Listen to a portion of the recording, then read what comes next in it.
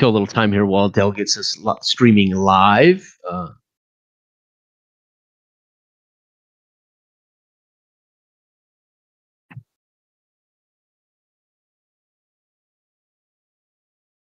All right. So welcome to Roleplay Cafe. We are not comics on a podcast who have lost their TV gig. We are just guys sitting around playing role-playing games. That seems to be where old comics who lose their job end up doing podcasts, right? We're not those guys.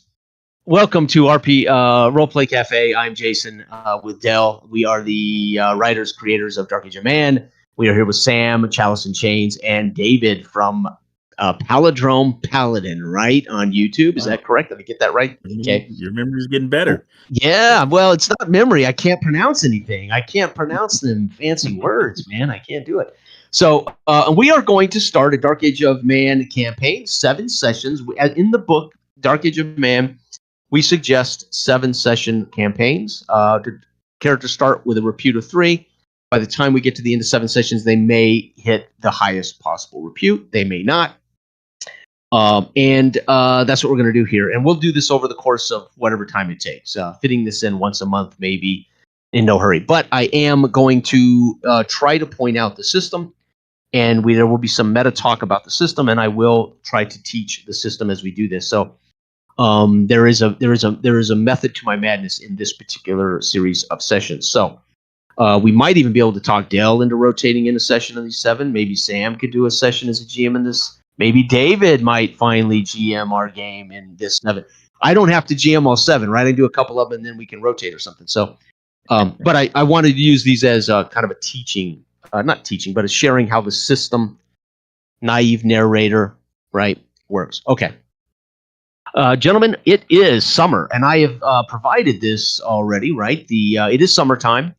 It is the locals are preparing for the big harvest of cucumbers, beets, carrots, and with the summer festival coming in the next 5 days or so, there is a lot. Everybody is almost all male labor is at work around Dredge County, reaping the crops, right?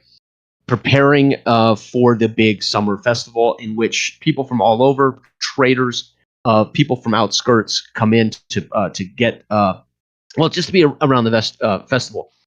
But the big issue here is that means most of the male labor, including the army and forces around the palisade, are fewer. He keeps on a core guard and his main man at arms, for instance.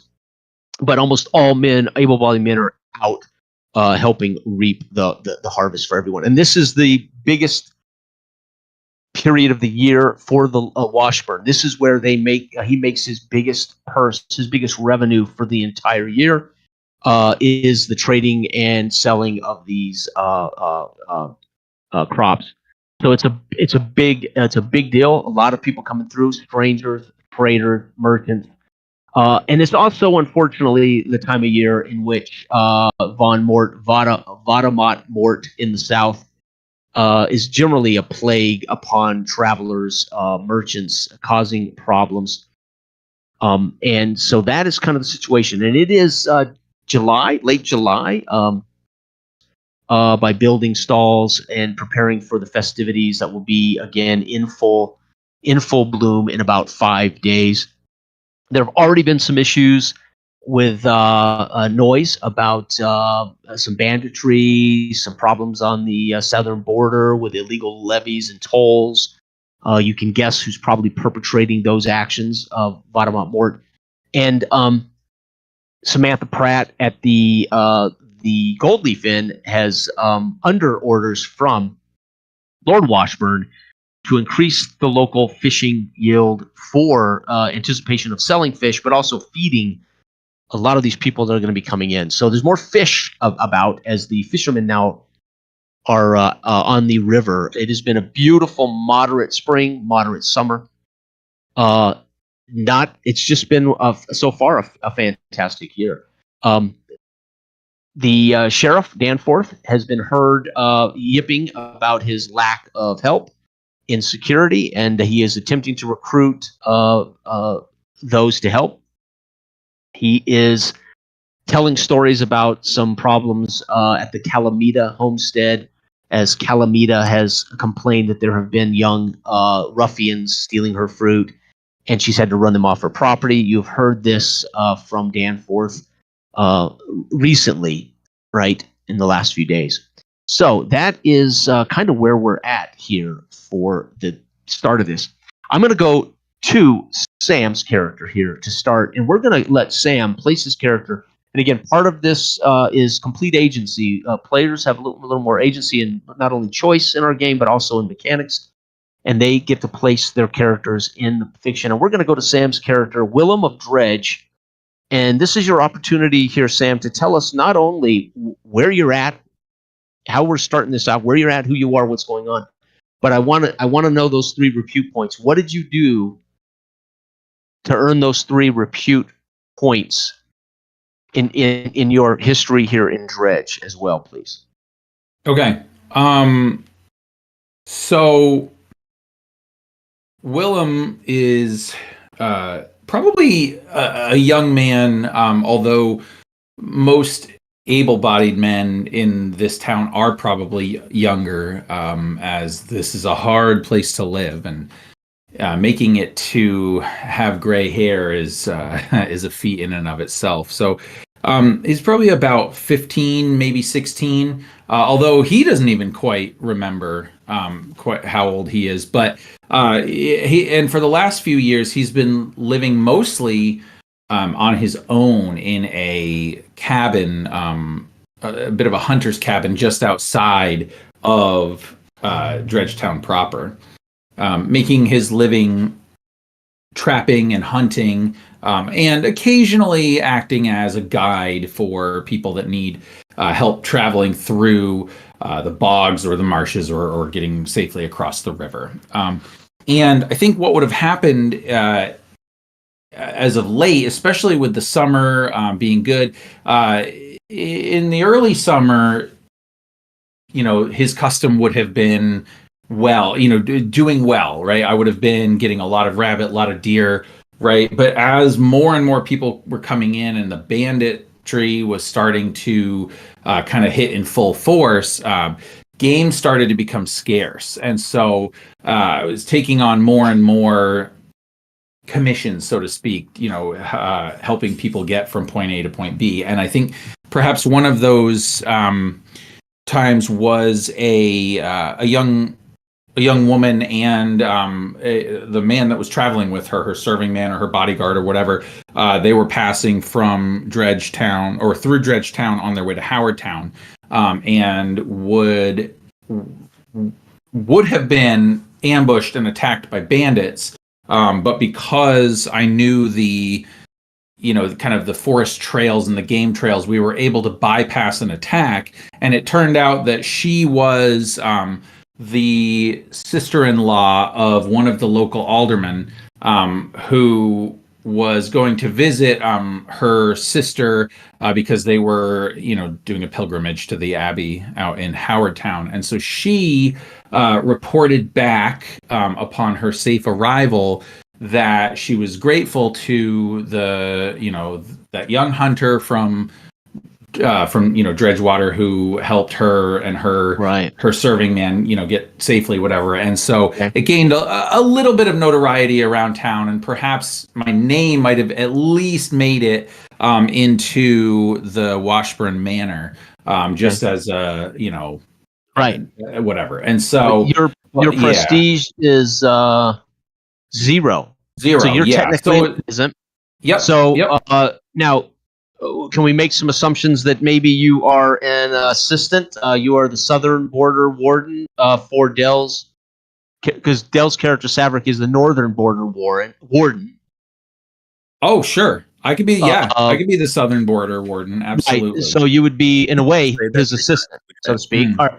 So technically, a warden would have rangers. You would be a ranger of Saverick. Okay. Yeah, that's that great. Doesn't mean you're not living in a cabin on the southern border. Yeah. Right. But that would explain how you're able to hunt without poaching. Right. Right. So to speak. Okay. Yeah. So that's how you earned 1 repute, was saved the sister-in-law of an alderman of Howardtown. That's one Yep. repute. Okay. Do you have the other two reputes? What did you do to earn And those? then sure, and then I think I probably on a ranging mission, I would have recognized a potential raid from the Danes or the Northmen, fairly close to Dredgetown. Now, being that that it wasn't like immediately obvious that it was attacking Dredgetown because there's not a lot there to attack. But I did report back, and perhaps the town was able to marshal enough forces that the small raiding party was it was made no uncertain terms that Nice. don't come here. Okay, so you yeah. so you basically helped stop a raid. Yeah. And then I think the final repute would have been the one of the young Washburn children had been out in the kind of the woods, right, and they weren't supposed to be, but they were off playing with a friend or whatever, and there was a wild boar that had been out there, and I managed to save them from the wild boar. I did not manage to kill it, however, and this boar has been something that's been on my mind as something that I feel like I failed in this, and I need to get that boar at some point. But for the time being, yeah, it was probably the youngest sister, the youngest daughter of the Lord Washburn. That would be Joy, the 9-year-old. Okay. Joy, yes, yep, that managed so to. You rescued Joy from a wild boar. Very good. Yes. Sweet. Yep. Okay. So where are you at right now? What are you doing? Remember, it is sundown when this starts. Late July, sundown. Yeah. Which would be 7:38, right? Sure. Yeah. Where is Sheriff Danforth right now? You said he would be. Knowing Sheriff Danforth, he's probably at Blackleaf Inn. Blackleaf. Okay. Yes. So I would probably also be at Blackleaf Inn at this point.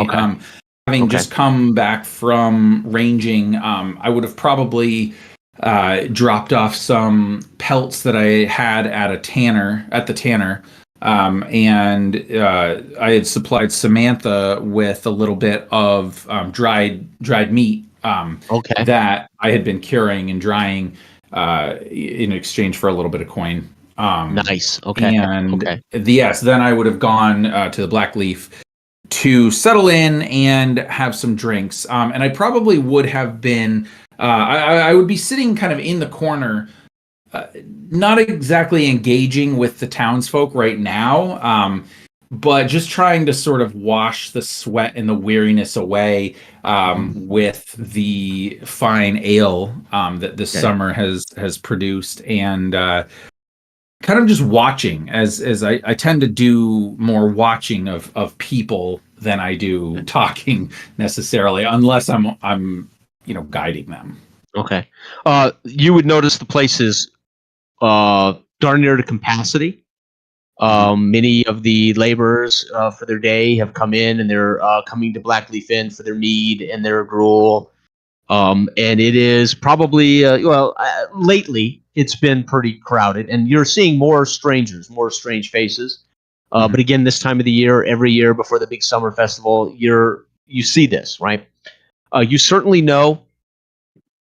You've heard the rumors, and you know of potential poaching that's going on in the south, and you certainly know the dangers of the southern border, as Voldemort is a troublemaker, and again, Voldemort uses coin to pay for his mercenaries to harass and to cause problems.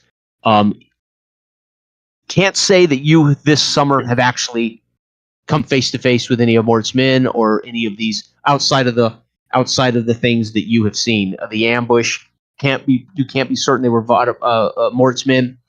The raid was clearly probably Irish right now. We've had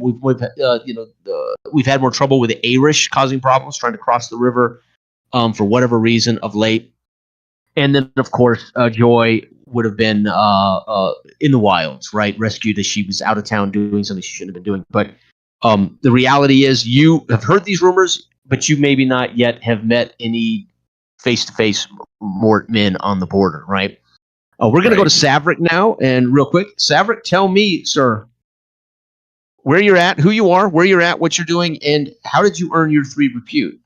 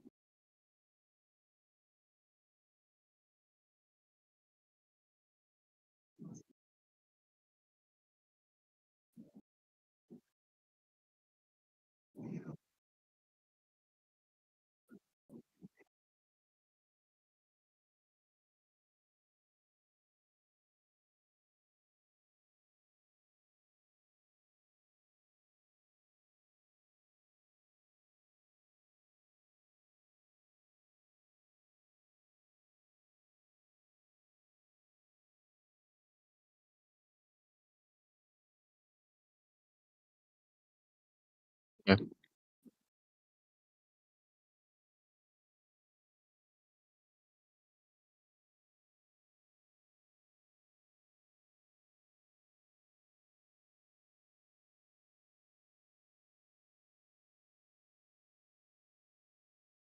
Okay.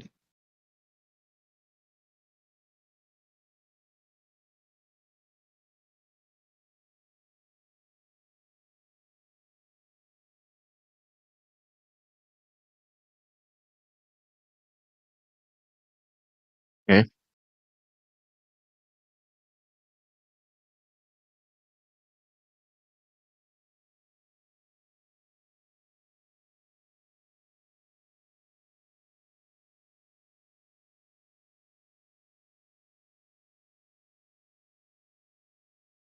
Mhm. Mhm.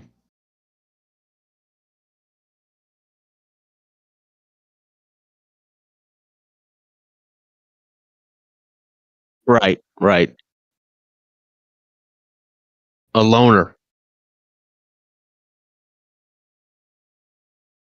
Right. Gotcha.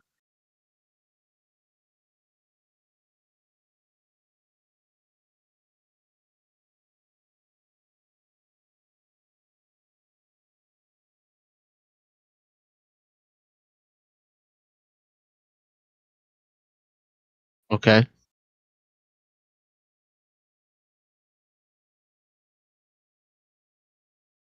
And it is that time of the year again, is the great boar hunt usually precedes this festival, right?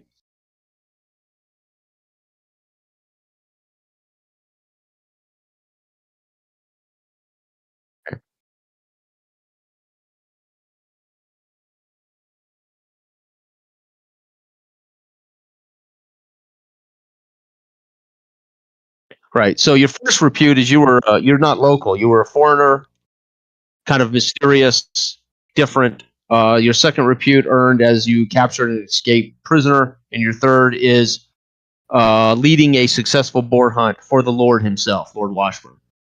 Is that right? Am I right? Okay. Okay. Okay. Okay. Where are you now? What are you doing right now? You're bringing pelts into town. Okay. Okay. Okay. And as you enter town from the north, you see the streets, which are normally this time of the year drier. Obviously, we don't have the spring runoff. We don't have the flooding as much in the streets. But you're seeing now that they're slowly erecting these stalls. They are hanging flower wreaths, etc., as bunting, as they don't have bunting, so to speak. But they're trying to make it festival. Like lots of women, lots of children, lots of joy running around here in the street. And it's more crowded than, again, you normally see, but this is not unlike normal festival time every year. However, I would guess you're probably not super comfortable with all of this, all these human beings about you, right? It is a lot going on. Again, you're starting to see some of the serfs and some of the farmhands and laborers coming into town as they're coming in to get dinner and drink, as it's a long day. They do 16-hour days, up at sun, down with the sun, right? Up with the sun, down with the sun. Okay. All right, let's move on then to our third hero in these campaigns. That is Faustus. David, Faustus. Tell us about Faustus. Your repute, who you are, what you're about, your repute, how you earned it, and then, of course, we will find out where you are and what you are doing right now. Okay, well, let me kind of go backwards. So Faustus is, we'll say he's outside of the Blackleaf Inn right now, and he's got 3 children around him. Can you guys hear me okay, first of all? Yes, sir. Sound great. Okay. Sound great. Okay. There is Joy, there is Kath, and there is Andred. Okay. We all know who Joy is already. Yeah, nice. And he earned 1 point because he has been dutied with the tutelage of these children. Okay.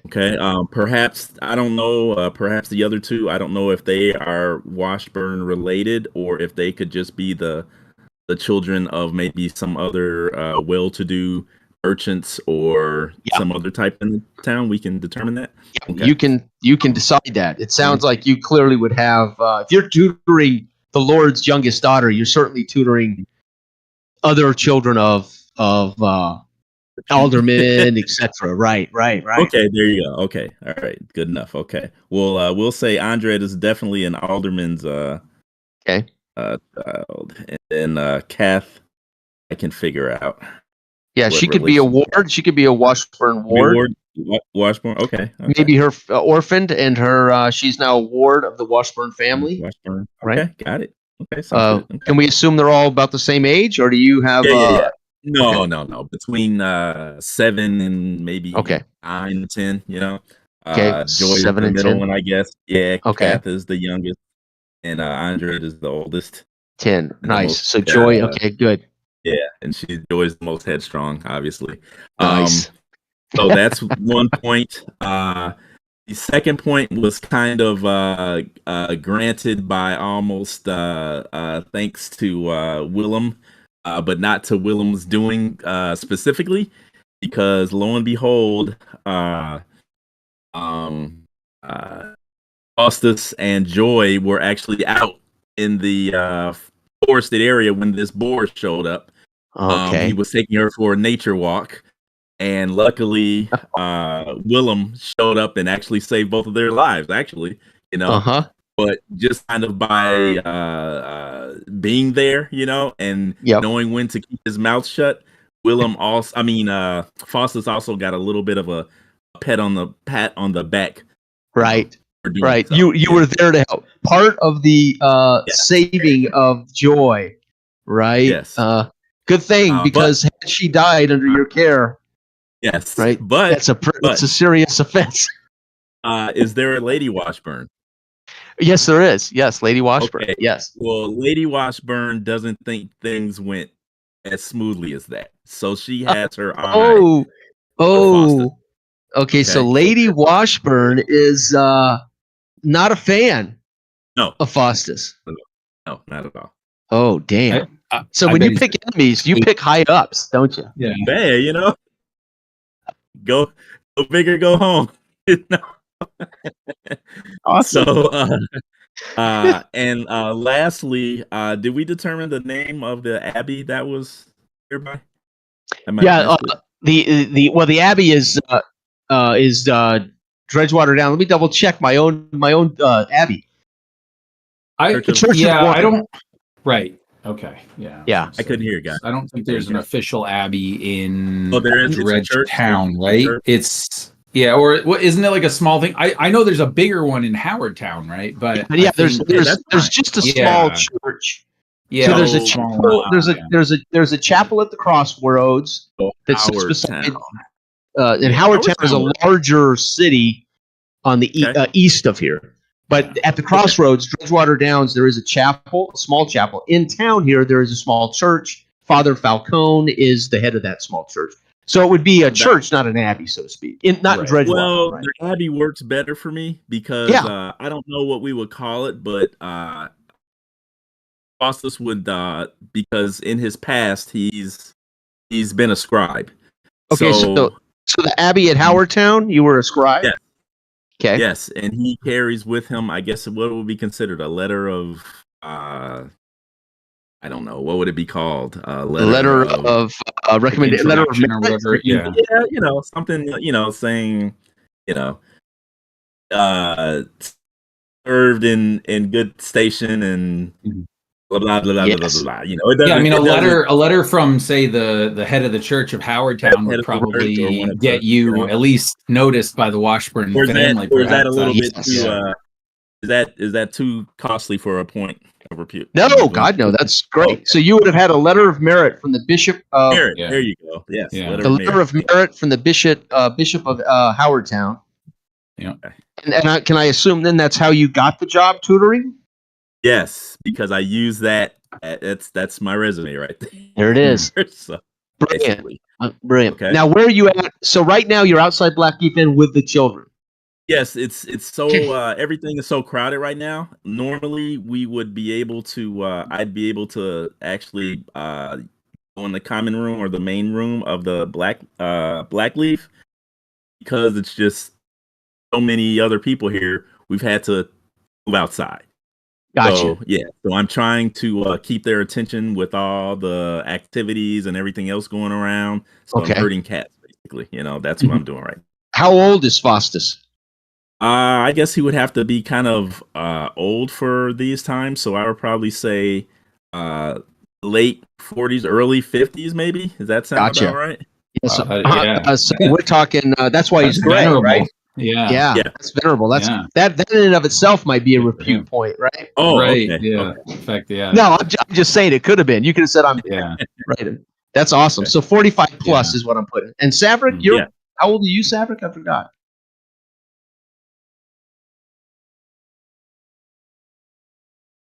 Okay. Oh wow, you guys are whippersnappers. 23. Okay.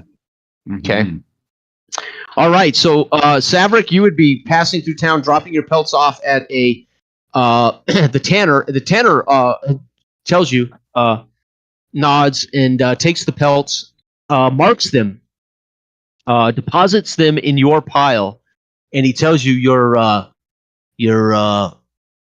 ranger friend from the south just dropped off pelts as well, and he nods in the direction of his smaller stack of pelts, right? As Willem maybe. Right? Okay. And you realize then, Savric, that you're being outdone by the young man in the young 16-year-old ranger in the south has doubled up the pelts on you. Right. Right. Right. Yeah.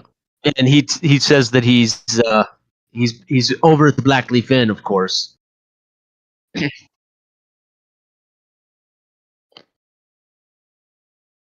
Mm-hmm. Yeah, and right. Yeah, he breaks off. He counts them, looks them over, and he breaks off a piece of silver from his stash and hands you a small bar of silver. Right.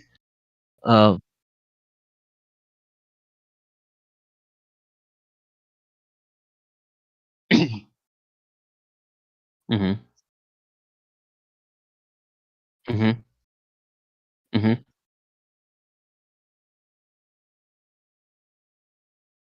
Okay. Okay.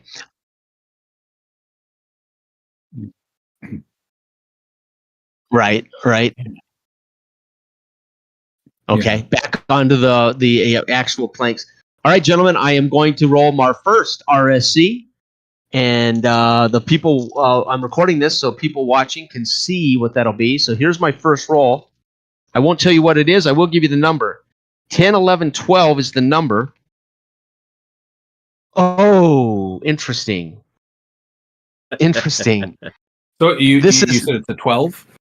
I rolled 10, a 12. 11, 12. Yep, number 12 is the Okay. first RSC of the session.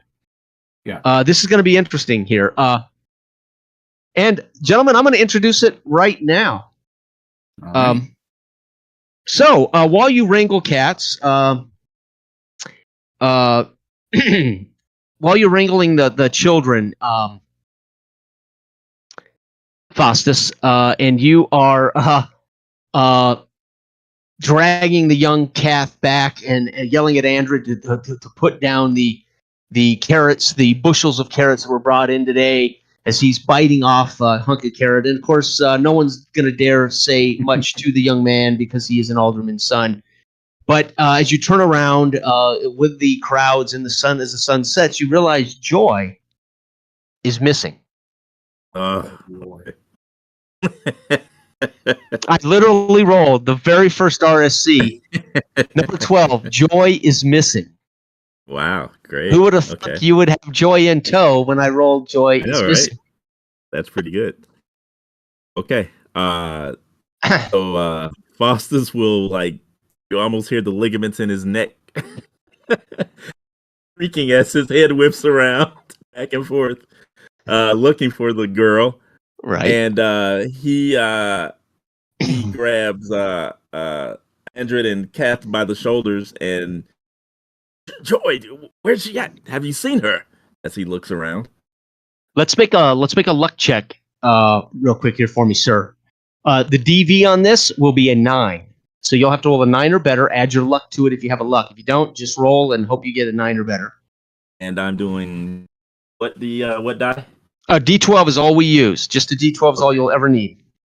Okay, 1 second. Caught me off guard. the one die he doesn't have. Yeah. Oh man. Yep. It's amazing that you guys would introduce repute points around Joy, and then I had her on the RSC, and then the first roll. It's crazy. Yeah. Okay, and then what modifiers do I have again? I'm sorry. A luck. You would add luck to it if you have a luck score. All right, so I rolled a 9. Okay, so you do, just out of the corner of your eye, you catch her beautiful summer flower dress, but it's lost among the crowd of people. But you do see, and you're pretty certain she was moving quicker than she should, and it almost as if she was taller than she should have been. You can quickly put 2 and 2 together. She was in somebody's arms, probably. Mm-hmm. Okay. All right, this is going to be tough. Go ahead. Yeah, go ahead. No, it's you. Oh, okay. So I will grab both of them by the hand and run after her as fast as I can.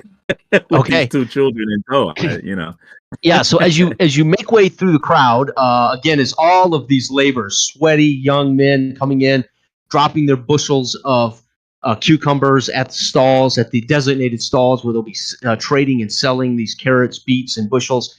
You're stumbling through, and you get to the main thoroughfare at the stump. So right smack in the middle of town is a stump that's about 6 feet in diameter. It's about 3 feet off the ground. It's generally where you would find Father Falcone standing in a way on his pulpit, giving some sermons out here. It's also where the crier, Philip, would come and stand on this stump and do the news or any information from the Dredgetown manse. It's also where just drunkards will climb up there and do song and dance. But as you come to this stump, which opens up just not far from the Blackleaf Inn, we're talking 50 feet from the Blackleaf Inn, we get to that kind of crossroad. You can see now a cloaked man hand the girl off to another man, a cloaked man on a horse, and he spurs, and he he gets up on a horse, and you can see them heading south now down a main thoroughfare. It's just a road. It's not a major ex-Roman road or anything. It's just a thoroughfare, and they're riding south with the girl in tow. Hand over her mouth. You hear a squeak from her when they switch her over. When he hands her over, he has to let his hand off her mouth. She yells out a scream. You get that, but then quickly clamps it shut. He's off. This cloaked figure on his horse as well. You see flash from underneath their cloaks swords. You can see their scabbards, their boots. They are wearing nice stuff. I mean, these aren't just ruffians and bandits. These guys are wearing nicer boots. They're on English, traditional English, or Unglish in our world, Unglish horses, which are smaller, stout horses. But and they're moving pretty quick on these horses. I yell out at the top of my voice, command them to halt, knowing that they won't. And I will say, they have the child, the Washburn child, and my intent is to basically bring as much attention to this as possible, so others will witness the fact that she has indeed been kidnapped. Okay, so let's do a prestige check. You're going to add +1. You need to roll a 6 or better. I think your prestige is 1. Dale, you're out in the street. I want you to make a mind check here to see if, depending on David's roll, it's going to affect your DV on whether you hear David's plea. A 10 total. Awesome. Yeah, don't worry about it, Dale. You hear it. Deep from David's soul is a bellow, right? I mean, clearly, he's rolled a 10. He maybe greater vocal capacity than even he knew, right? And you notice people look at you first, and then some of them will look in the direction of these horsemen. And you notice the gentleman that handed the girl off and got on the horse second. He wheels his horse around and looks right at you. And you see him, now you can make out his face. He has a goatee. He has a large scar across from one corner of his skull all the way across his nose down to his opposite cheek. And he kind of does another twirl on the horse and then spurs it full speed away. And you see some of these young men now, as you have got their attention, they're looking in that general direction as well.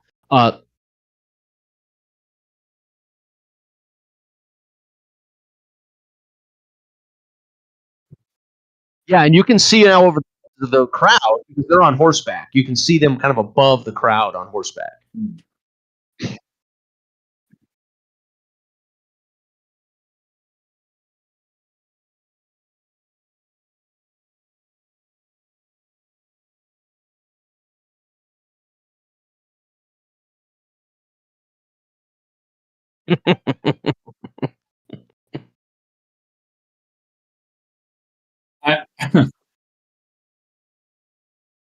Yeah.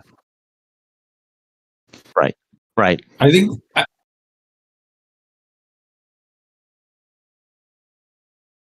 Yeah. Yeah, you could certainly take a horse that would be out here, right? Obviously, you would have to borrow it. You're gonna have to take it. But yes, you can certainly find a horse here among the crowds and the stalls. Yeah. Yeah. Yeah. Okay. I imagine as he yells that, like 5 or 6 of the young men in the tavern all kind of look over, thinking they might be them. And with me, I think I would have been, like ale halfway to my mouth. And then when he does that, like I would have seen him kind of open the door.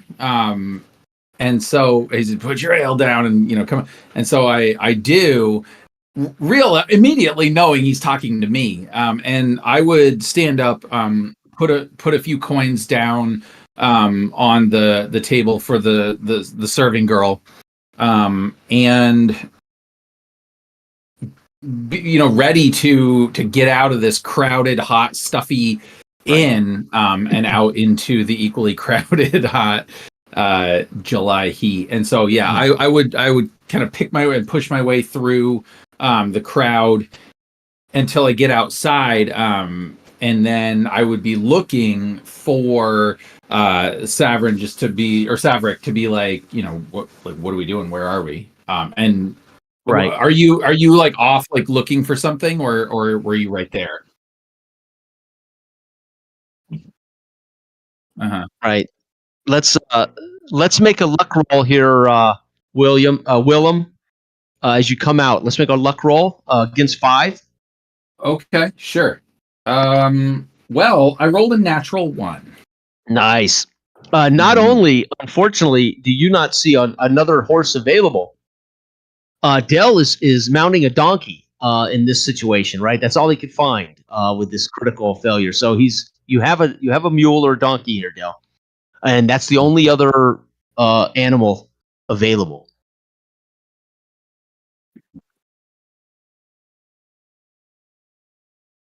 Okay.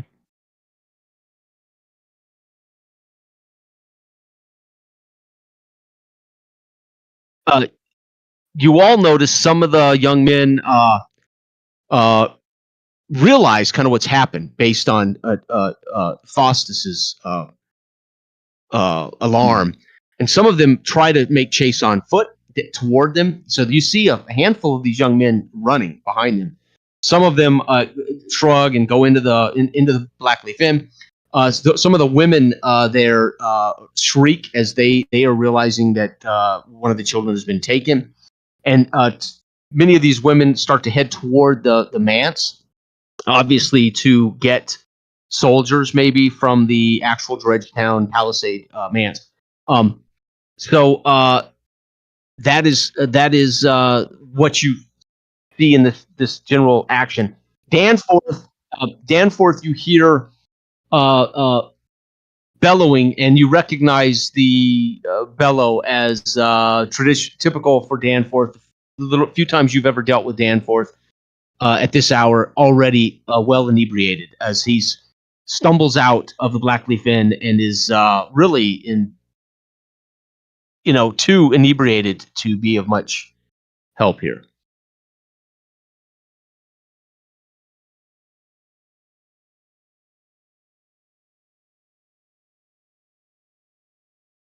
Okay.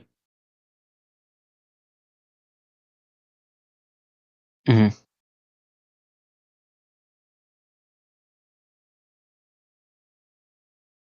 David saw his face.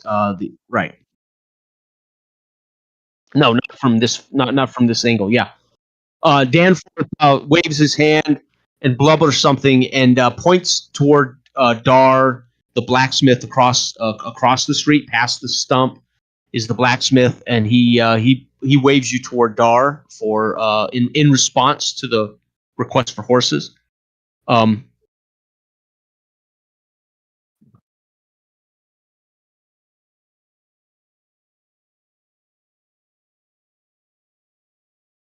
Yeah. Now, what do you, Faustus?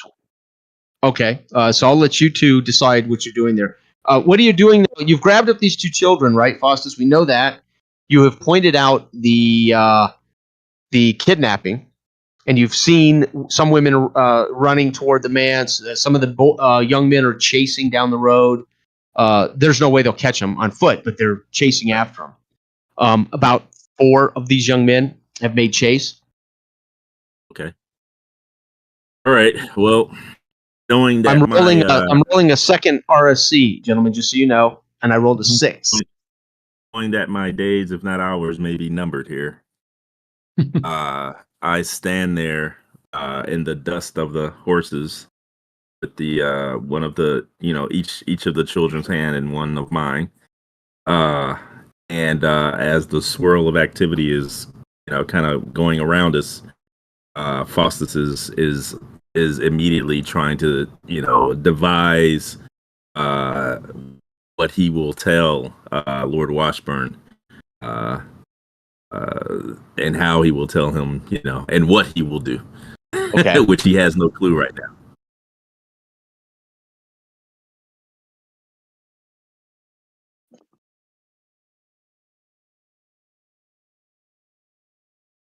Faustus will kind of snap at the sound of Savric's voice. I guess I would kind of know of Savric. Guess that's he is a regular of this area. So after a moment or two, Faustus will swallow the lump in his throat, and then he'll kind of say in a throaty response, he'll say, "I've never seen the man before."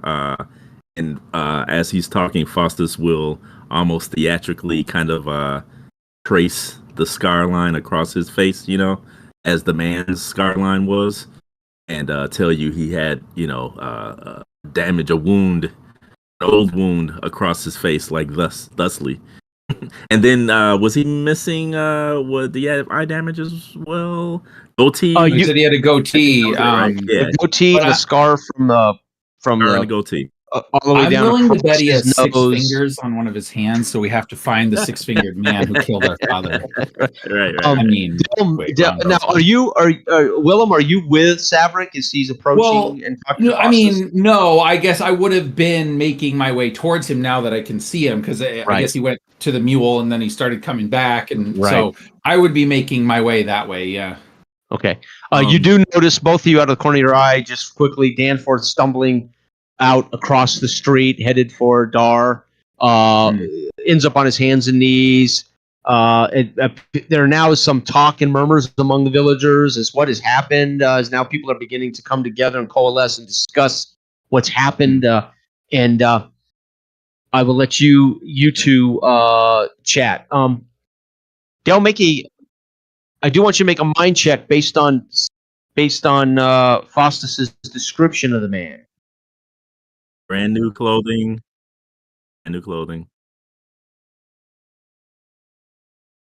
Oh, yeah. Okay. So you immediately recognize this as a troublesome scoundrel. You've dealt with him before, generally dealing with violations of poaching.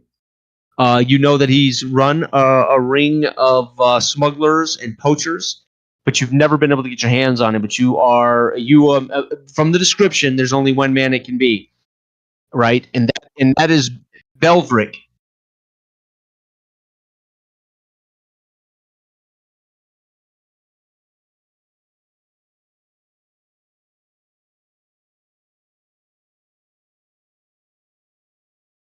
Belvric. You know him well. You just never been able to catch him.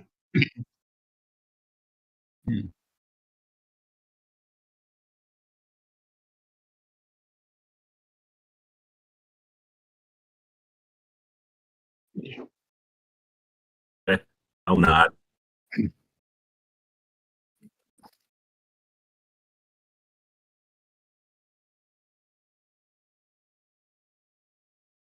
Mm-hmm. And I would say rather I guess apprehensively, right? I'm not comfortable necessarily speaking up to those that are a higher station than me or whatever, but I would say, well, Master Savric, perhaps we should bring Master Faustus with us. I mean, Joy does know him. She would trust him, and perhaps it would be better to have 3 than just 2 if we're trying to find a kidnapper. And it might, and I kind of lean in, and I might be like, it might be safer for him if he does join us now. If we can return with the girl, perhaps the Lord. Yeah, you've had to pull his butt from the fire once before, have you not? Well, mm-hmm. Yes. Mm-hmm.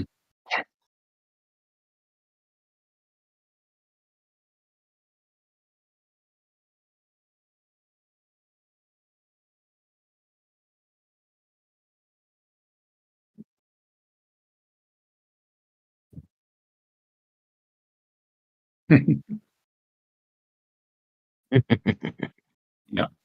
Right. And we just gathered 2 horses then? I didn't understand the implication of your question, though. Yeah. Okay. Sure. Okay. So quickly, Willem, at the name Belvrick, make a mind check for me. Okay. This is going to be at a 6 difficulty. I got a 3. Okay. That just tells us that you really don't know anything extra about Belvrick. You may not even have met or known much about him at all, right? I mean, if he's somewhat of a notorious poacher, I may have and I might know that, that he's a poacher, right? But perhaps only rumor and innuendo, No extra information there. Fastest, how are you going? What are you going to do with these other 2 children? Are you going on this? Well, I first of all, I give a nod towards young Willem because I know what he did, and I give you a nod as if I am in debt to you, young sir. And I will take the children. Did you say that there were any guardsmen or men at arms coming or there will be? But, I mean, by the time you get horses, some of the young men that tried to make chase on foot are coming back exhausted, breathing heavily. They meet in the street with a couple of the guards. Remember, most of these men are working labor right now, reaping the harvest. So one of the soldiers comes down. Yeah, I have to find someone.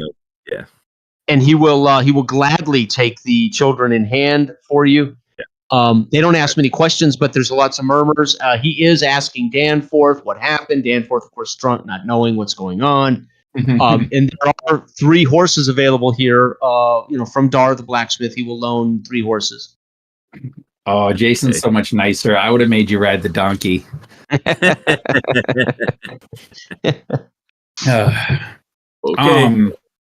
I think I would mention, though, as we're kind of saddling up and getting ready to ride out, I would look to Saverick and I would say, these horses will only take us so far. I know these lands to the south. It's going to start to get rocky and hilly, and perhaps it would be best we take them as far as we can, but we'll have to send them back. They'll just slow us down for if this Baldric or Belvrick or whatever his name is proceeds as further into the lands.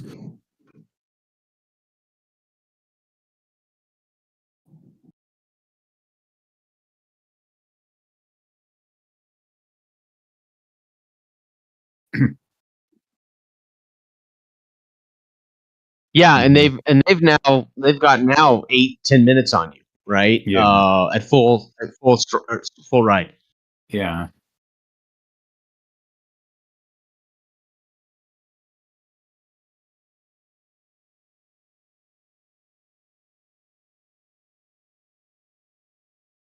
Mm-hmm. Right. Yeah, and I would just nod and I would kind of shake the reins a little bit, but probably muttering or half whining under my breath. It's like, I can't rightly track too well from horseback, but I suppose there's really only one way that those horses will go, and as we're following whatever the road is out. So as the sun is now almost completely set, you do know they took off directly south on this pathway. The difficulty will twofold increase because of the darkness falling and because you're riding fast and hard on horseback. So for spotting potential tracks or spotting potential changes, you can both of you can make a roll. Yeah, right? I actually would, regardless of what might happen, I would slow the horses at this point, or my horse anyway, because I just know that, being that I've tracked these lands now for a while, it's not going to do us any good to go full gallop at night, especially with sundown. And so I will slow the horse, and I'll actually get off of the horse. Okay. And I'll start kind of looking to see if I can find the hoof prints or whatever ahead of us. I assume I can, but specifically looking for fresh ones that would indicate Yeah. Saverick, how are you going about this?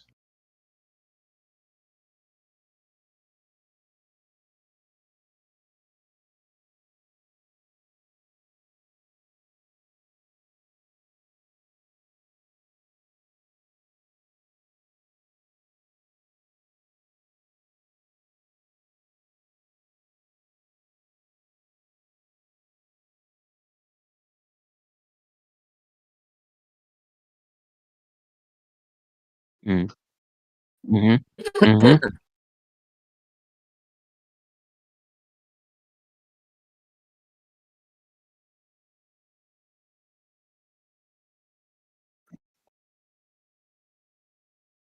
Okay. Okay.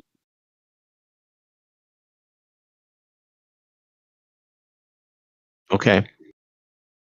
All right. Both of you make mind checks. No luck check here, as you both have described how you're going about this. Both of you have different means. Yeah. What did you get? I got a 7. Okay. So Willem, as you climb off, slow your horse, and by the time you crouch down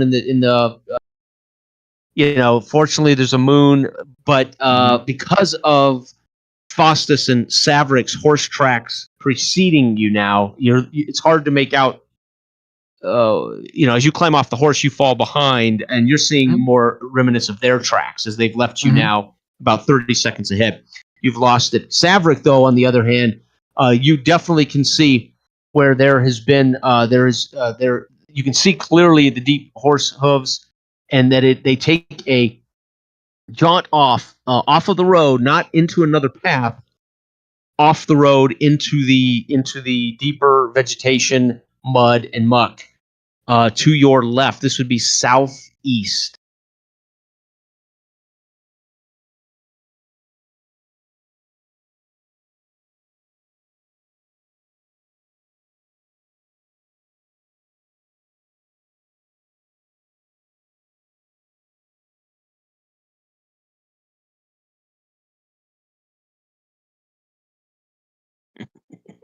The children are safe now. You may need my aid here.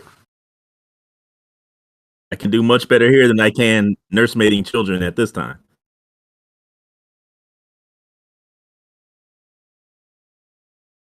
Yeah, and I would have gotten back up on my horse at this point and trotted over, or started to trot over. Yeah. Yeah, you aren't far. Yeah.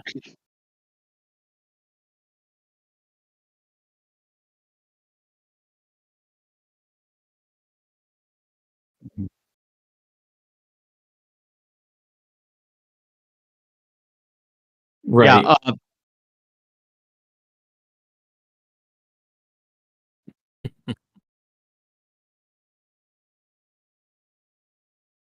Oh, Willem, you know this area. Yeah. And this, that southeast, roughly around this area, leads to a grove, a small pond, and there has been a bear cave not far from this general area. Right. However, you have not dealt with any bears, and you have not seen any smugglers or poachers, but you do know roughly what lay quarter of a mile from this if they stay in a certain general direction. Right. And I have rolled another RSC. This will be our third RSC, number 11, just so you guys know. So I would relay to Saverick that, I would say, I know you are in haste. You want to save that girl, and so do I. But if we go full speed ahead into this land, we're gonna run into, there's a pond up ahead, a grove, which might be an ideal camping spot if these people do choose to not press on during the night. But also there is a bear cave up there. Now I haven't seen any bears lately, but there could be one. I just don't think it wise to charge blindly when we don't know what's ahead and who we might be dealing with. Not that we should go slow, but we must be.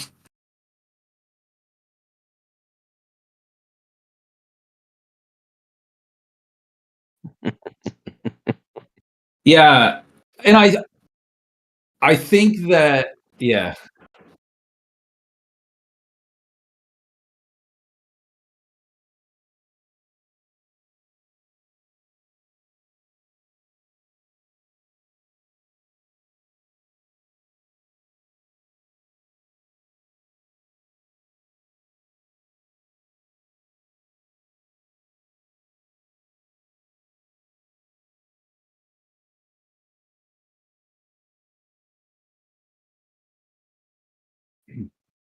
Yeah. Okay. Yeah. Who? Yeah, Willem is leading. Okay. Mm-hmm. Yep, Uh, I would. so you would know within 100 feet, 40 yards of where this grove is. As you approach, you do see flickering light. In that direction, like maybe a campfire, as it is now dark. We have not quite a full moon, but it is dark, and there is a flickering through the green and through the shrubs, a flickering light. You hear some laughing, and you hear a deep-voiced man. Yeah, easier than I thought. She was right there. We approached into town exactly as she was described by the maiden of Washburn in her flower dress. So easy standing in the street. They're fools. Vadamat should pay well for her head.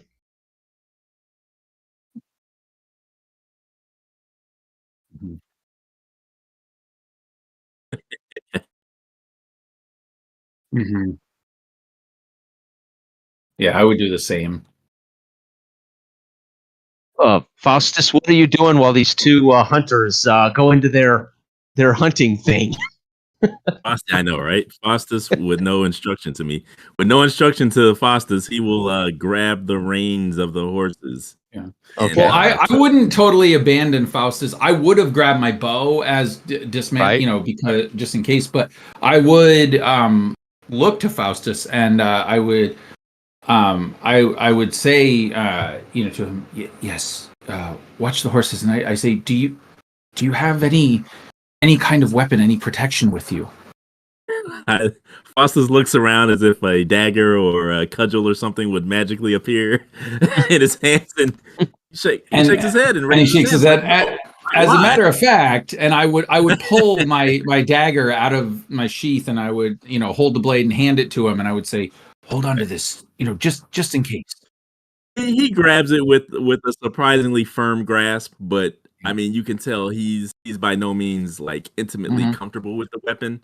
But I mean, yeah, he I figure, the way I'm looking at it is, listen, if we die and you have to decide between these guys or Washburn, you might just want to opt out, and this will help you with that. So anyway, yeah, but I would hand that to you, and I would say, keep the horses quiet if you can. Okay.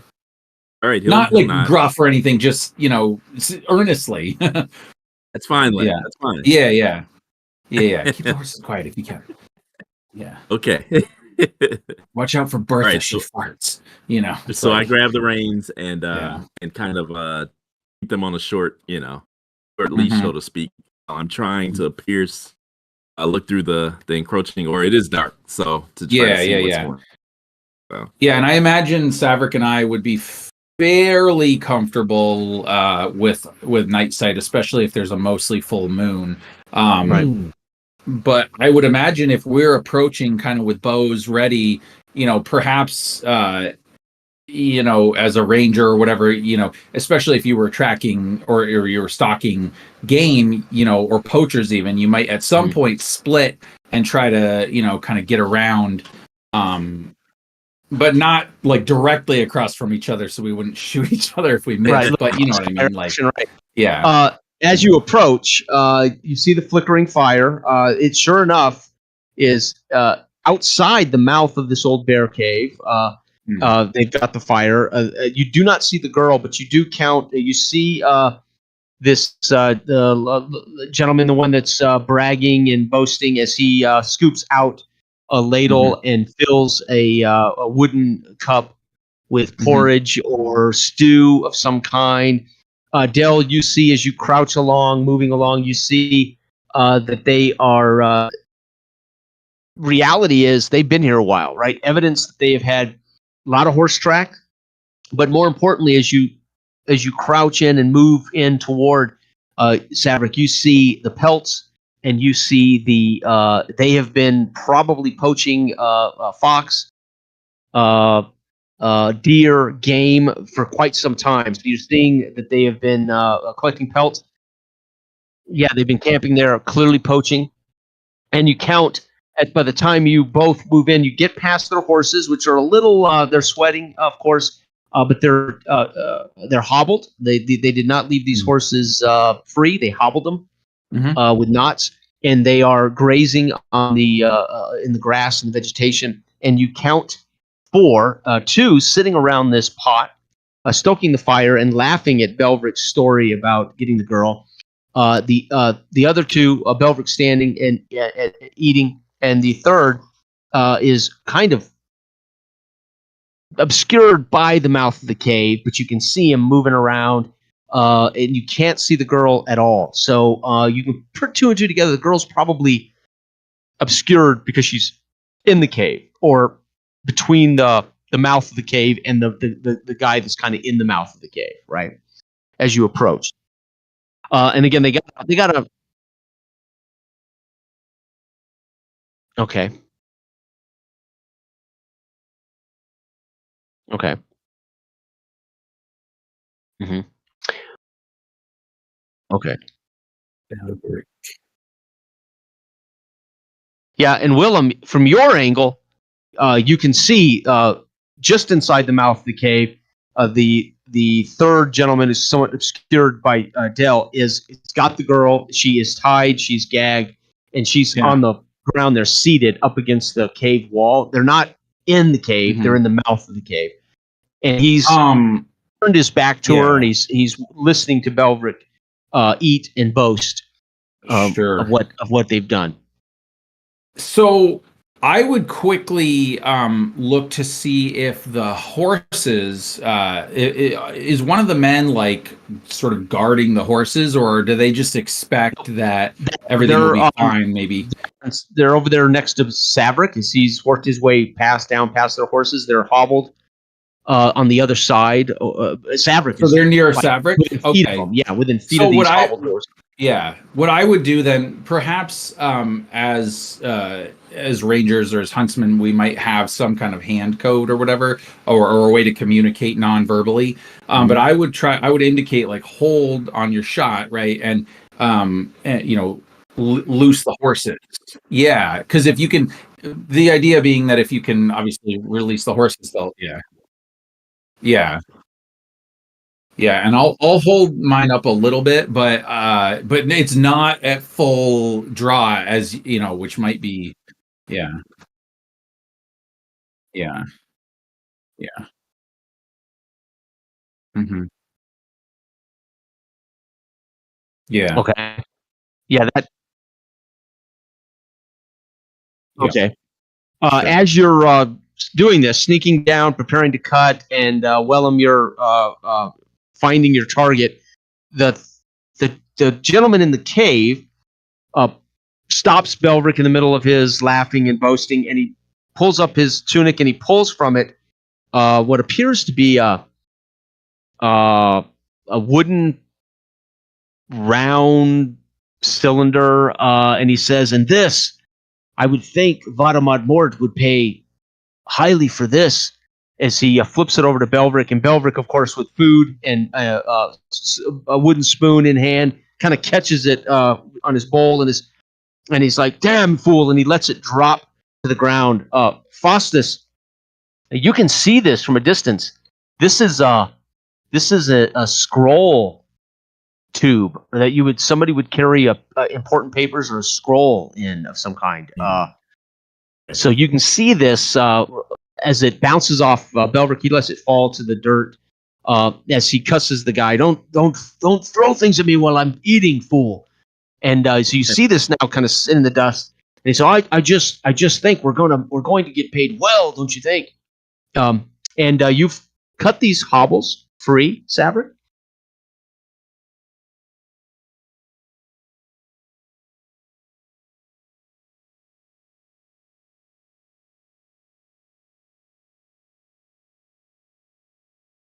Mm-hmm. Okay. Now, what your ultimate goal is to make it easier for Wilhelm or scatter them?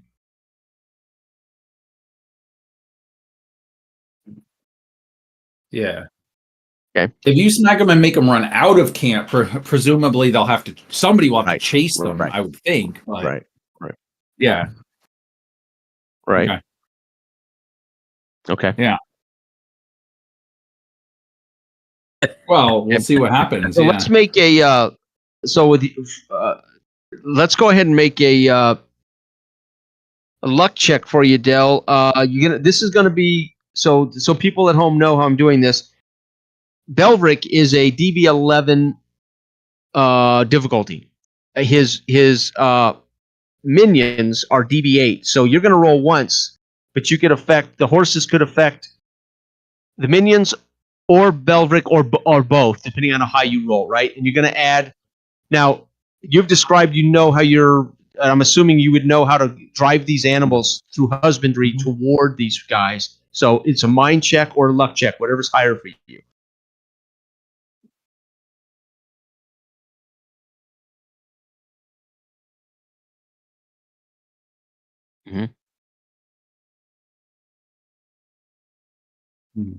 Mm-hmm. Okay. Yeah. Yep.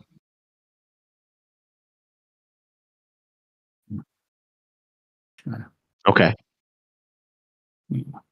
And of course, the results of this would affect difficulty value for anything Wilhelm might do or Faustus might do, right? Okay.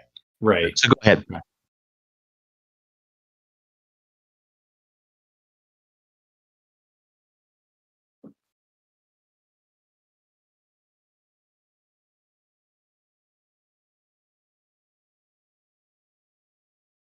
Mm-hmm.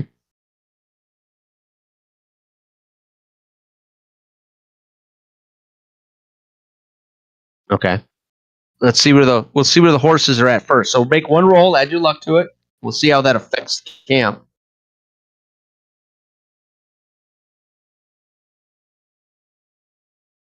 8. Okay, so the horses spook, plow through, and the 2, one standing by the fire, the one kneeling by the fire. The horses plow through, knocking those guys back onto their backs.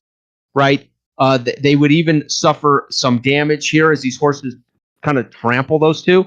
The poacher inside the cave guarding the girl is okay, and Belvrick, of course, watches this, kind of stumbles away back, and fast as you can see, as he does, he kicks this codicil, for the lack of a better term, and it kind of tumbles off past the fire in the dirt, and he now is dropping his food and bowl, etc. And I would allow, obviously, Wilhelm to react first to the chaos here. 2 poachers down. The one in the cave is okay, and Belvrick is okay. He's just stepped back from the chaos. They've trampled these guys and went through the fire. Sure. Right? So you say that they're okay, but are they? Has the guy at the cave, has he moved, or is he still sort of standing guard? He's kind of, what the hell? It's like, why are the horses trampling through the camp? Right. Sure. Right. Belvrick, on the other hand, is backing away from the trouble. Right. Okay. So I think that what I want to do is with this chaos, I would like to get in as close as I can to the entrance to the cave without being seen. Hopefully with the idea that if he moves, I can then get in there. But I'm not going to risk coming out into plain sight. Right. His DV from this commotion, the one in the cave, the one that you're trying to get behind, I'm assuming trying to get past, he's at a DV6. So his DV comes down 2 points because of the commotion that Dell has caused. Right? Okay. Yep. And so am I rolling body or luck, or does it matter? It would be body. You're sneaking? Body, are you attacking or just sneaking? Right? No, sneaking. Yeah. Okay. So body, so it'd be a 6 plus your body. Yeah. Okay. So I got 11. Okay. So yeah, you find yourself into the cave mouth, kind of around behind into the darkness in the cave. Oh, all right. Cool. Right. So he's watching these horses. The girl's kind of behind him, you've come in this side and kind of into the darkness of the cave now around. So you're kind of deeper in the mouth of the cave. Okay. Really able to. Do I know where she is? Can I? Yeah, she's can I right hear there. her? She's right there. Okay. You can see her right there under his feet, because he's got his back to her, but she's like right under his feet. Belvric. So Faustus, you have seen him step back and kick this codicil by accident, kind of away. And I don't know what you want to do here, Faustus. If there's anything you want to do in this situation or watch. It doesn't look like it's rolling or tumbling into the campfire or anything, does it? Let's make a luck check. Let's do that. 5. You need a 5 or better to. Don't ask those questions. If you're, I know, right? Yeah, I know, right? Hey, 10. So 10. Well, I was gonna say 10. I got a 10. Okay. Yeah. So no, he kicked it pretty good away from the fire, almost to the edge of the light of the fire. So it's been booted out there almost into the darkness to the edge of the fire with that roll. I probably would have stepped right over it as I was. Yeah. Right. Yeah. He'll skirt the edge of the light from the fire and start making his way, horses in tow, through that point. Okay. So you're moving around toward it. Okay, not a problem. You can do that, dragging the horses along. And we're back around to Saverick. As you smack these horses, you've seen what's transpired. You have no idea where Willem's at, as you're in such a way that he would be blocked by the mouth of the cave. You don't know. You saw him come out of the woods and into the cave, but you don't know where he's at in the cave, so to speak, from this angle. Right.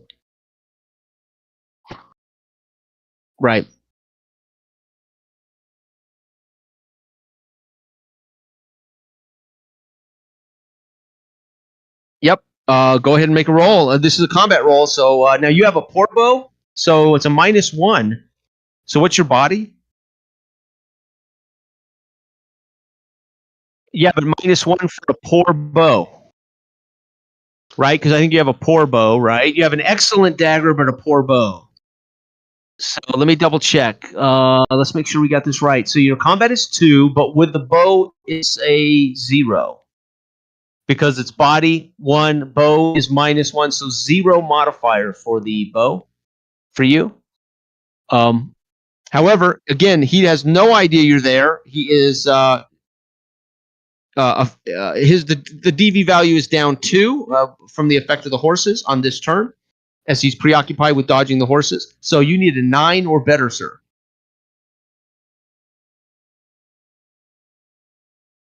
2, you said? Okay. So all right. So Willem, you're in this cave in the darkness. The girl is. You could almost reach out, and with like 2 steps, you could have hold of the girl. He's standing right there above her. So you're within 5 feet of them in this kind of in the darkness behind them, deeper in the cave. This arrow off into space. He may not have even noticed the arrow zip off into the darkness. Faustus, you're coming around to pick up the scroll. So we go from here. Belvric, at this point now, yells at the 2 getting up. Get the horses, you fools! And these 2 that were knocked down are up and scrambling off into the dirt, off chasing the horses into the darkness. The 2 that were knocked down. The other one, let's make a luck check for you, Willem, to see if he spins around to keep his eye on the girl. As he's been spooked by this, he's going to double check the girl.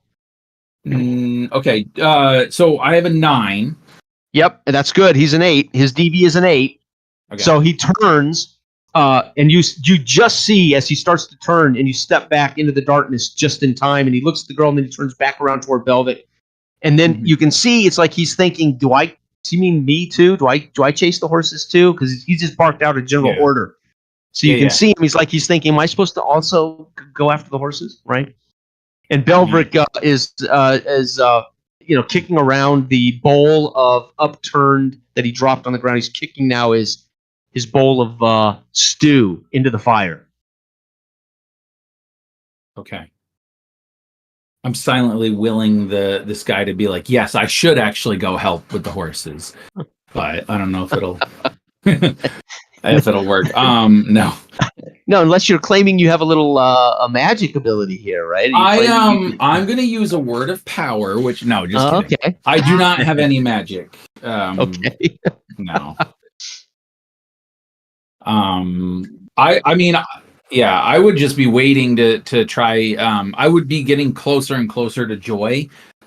With and hopefully if she can see me, I would like.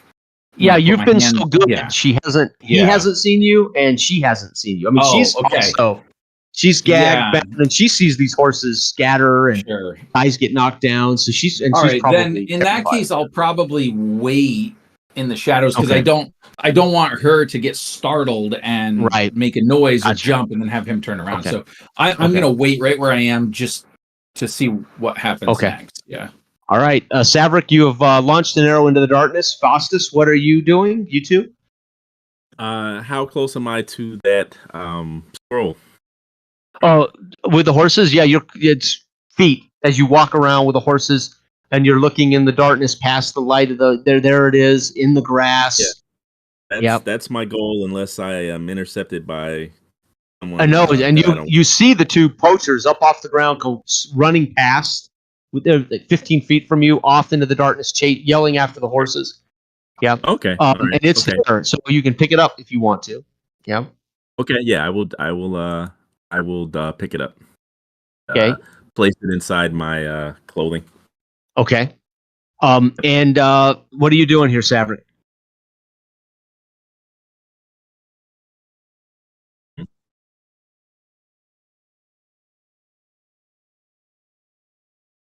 Right. Mm-hmm.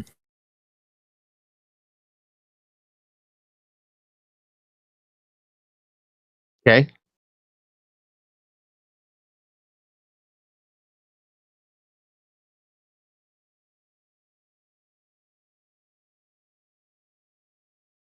Okay. So let's make your combat check with a dagger, but let's also add your prestige to that because you are not trying to hurt him. You're trying to arrest him, so to speak, apprehend him. Oh. Okay. So then it's a straight combat check then, right? Okay. Okay. His DV is recovered after the horses. He's ordered men to go, so he's back up to his normal DV of 11.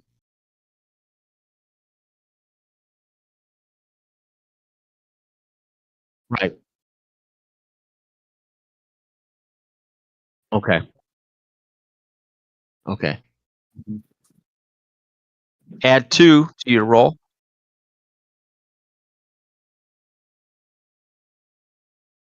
Okay. Total roll? Oh.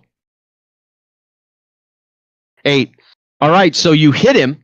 Out of the corner of his eye, flash, maybe because he's more aware now. He's no longer telling stories and shoveling food in his mouth. He's a little irritated. He's kicking his food in. He sees a flash of you come out of the darkness, and you see him in a flash flip open his cloak, and he draws his long sword and levels it at you, kind of giving you a quick nudge back toward the fire. You feel the flames under your feet as you find yourself standing in the fire on this, right? And you would be, at this point, you are fatigued, right? You've got a condition of fatigue, right, in a failed combat check.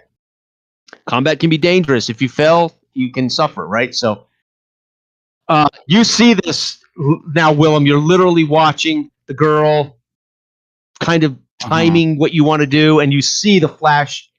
You see Bellum, and you see your warden friend standing now, almost basically his feet. He's kicking out of the fire, right, as he's been kind of pushed off into the fire by Bellum. Sword is at full length. As again, you see this goatee smiles. You now can see he's missing his front teeth. Sure. As he smiles at you, Savrik, and they did manage to follow us. I thought this was too easy. I should have known. And he levels his sword, ready to fight you. Willem, you see the other poacher step out, and again, he's drawing a smaller, kind of rattier this would be a poor grade weapon, right? The guy that was guarding Joy. Okay. Forward. Okay. Faustus, you of course see all of this, right? From the darkness of the edge of the light of the fire. And where is Joy Washburn at this time? He is. You can see. You're right. Matter of fact, you would have come right around where you're literally parallel to the mouth of the cave. You cannot see Willem in the dark, but you see the girl laying up against the wall of the cave, and he is standing between you and the girl. And Belvric and Savric now are right in the middle of the camp. In a face-to-face, weapons out, right?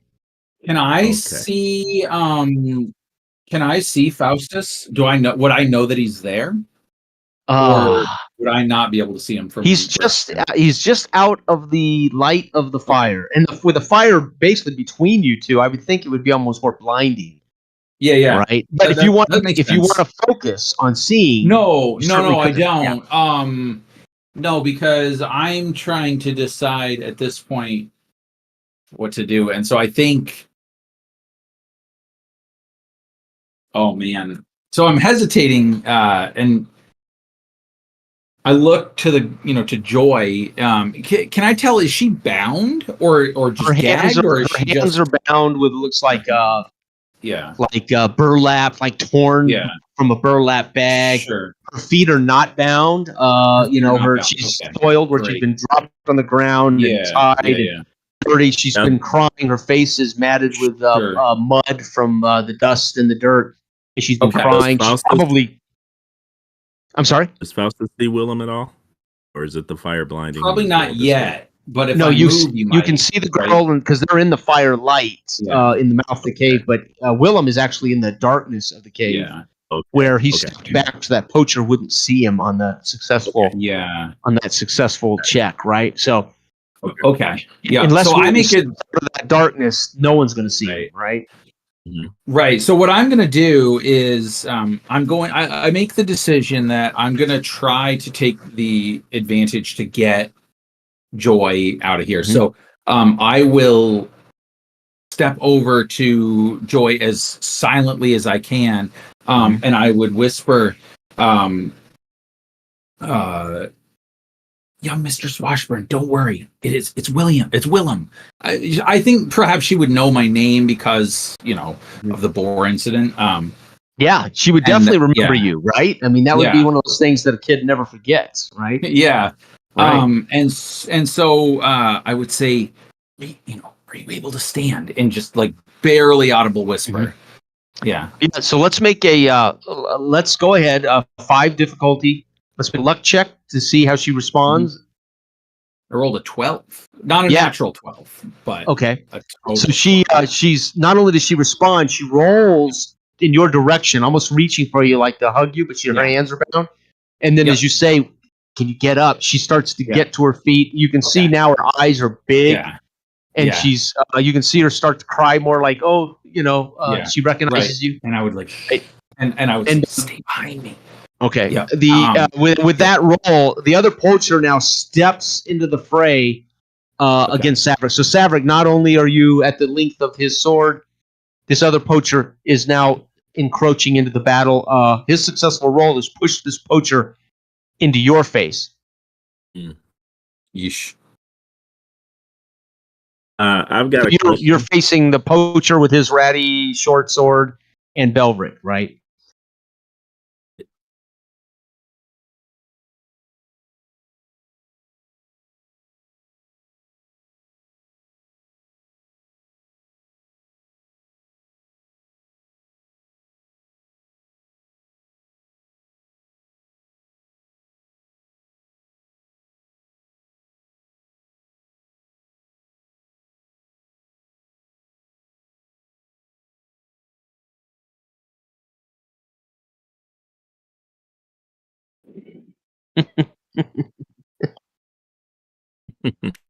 And can I may I use the word of power ability to perhaps give my voice authority or damn straight, yeah, impact? Yeah. Okay, so what do I need to do in order to make that happen then? It's a mind check, and you're basically casting an illusion type spell, right? Right. Audible. Yeah, it's Okay, just so you'll give me so plus mind 2 is mind. generally when you use words of power that's not related to prayer, it's usually mind. It can be Okay. something else too, but here it Okay. sounds like you're conjuring. Now, are you trying to sound like multiple men? Or are you trying to sound like one badass? I mean, what do you I mean, how does this I sound? will shout out excuse me, and perhaps try to give the illusion that there's an answering voice out there as well. Okay. You know, Like so throw your voice, sort yeah. of, so to speak. yeah, Yeah. Nice. Okay. So I will say I Saverick the men have just arrived and they are at the rear waiting for your orders. And then I will have another voice say, "We are here, Lord." Oh, nice. So I need to roll and make a mind check. Yep, and this is gonna lower his DV11. Saverick set this up, so it'd be down to a 10. So you need to beat with your mind check. You're looking for a 10 or better, right? Adding your mind to it. No. 9. Yeah. Oh, 9. so Beverick hears this and he looks out, and then he realizes he can just on the edge of the fire see a couple of horses. And he hears the voice come from these horses on the edge of the fire, light of the fire, and he looks down, smiling at you, Saverick. And before you realize it, is forward on you, and he puts a stab into your left shoulder. So that's going to bring you down to another wound. You're now down to battered, right? As he kind of hears this, looks up, and then takes advantage of it, smiling, and drives his sword into your left shoulder. Oh man! So you're battered now, and again, now the fire though is really. He kind of went over the fire to jab you in the shoulder. You're kind of on the other side of the fire, so kind of the fire's between you two. The poacher now is circling your left. So you've been stabbed in the left. The poacher is circling around to your left, right, Del? So you've got the poacher's not yet acted against you, but he is angling to get in a good position with his rattier, shorter sword.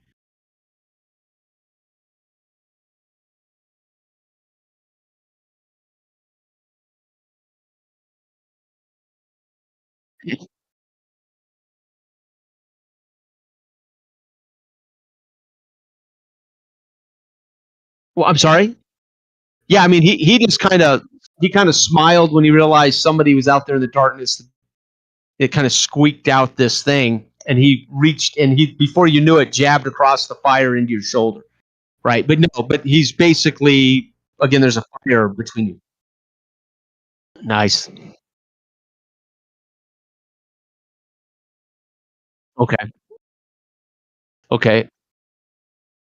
Will, what are you doing with the girl? Now she's up. She's reaching for you in the darkness.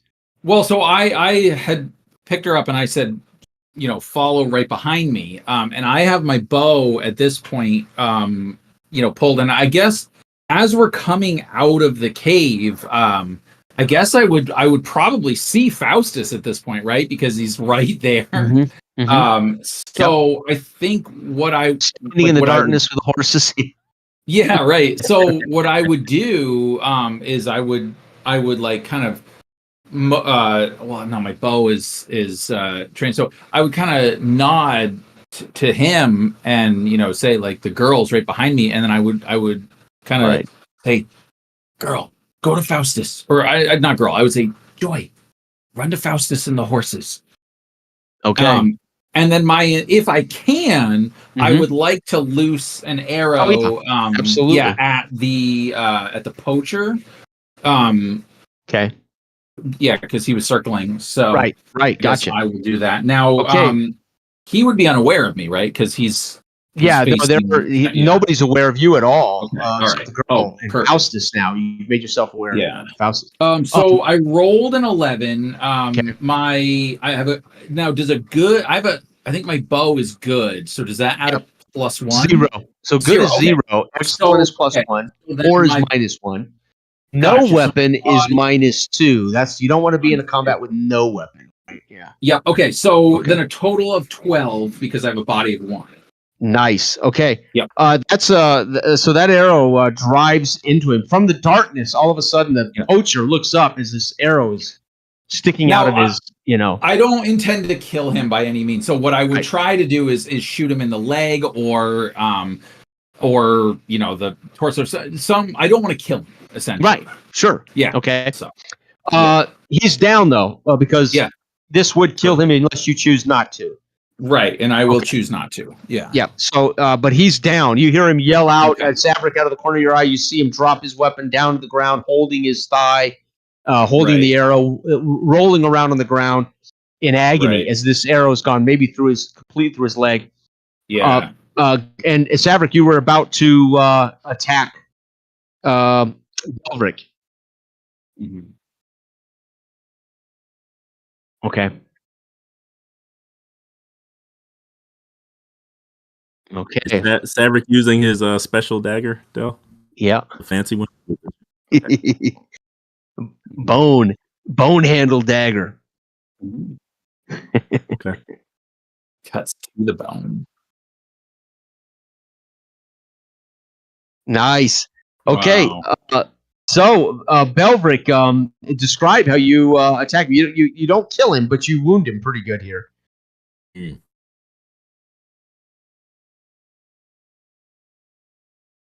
Okay.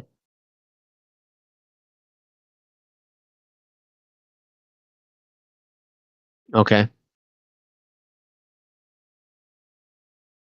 Oh, right. Oh, and he barks out in agony as he spins away from that. So he also pulls himself off you at the same time as they double and swings around with his sword. You see him take this the half hand with the second hand, and he's swinging it over the top against you here. So Wilhelm, what are you doing? Well, not yet. Don't roll yet, Adele. Faustus. So you're seeing now this melee. You see the poacher go down. You see the girl come running.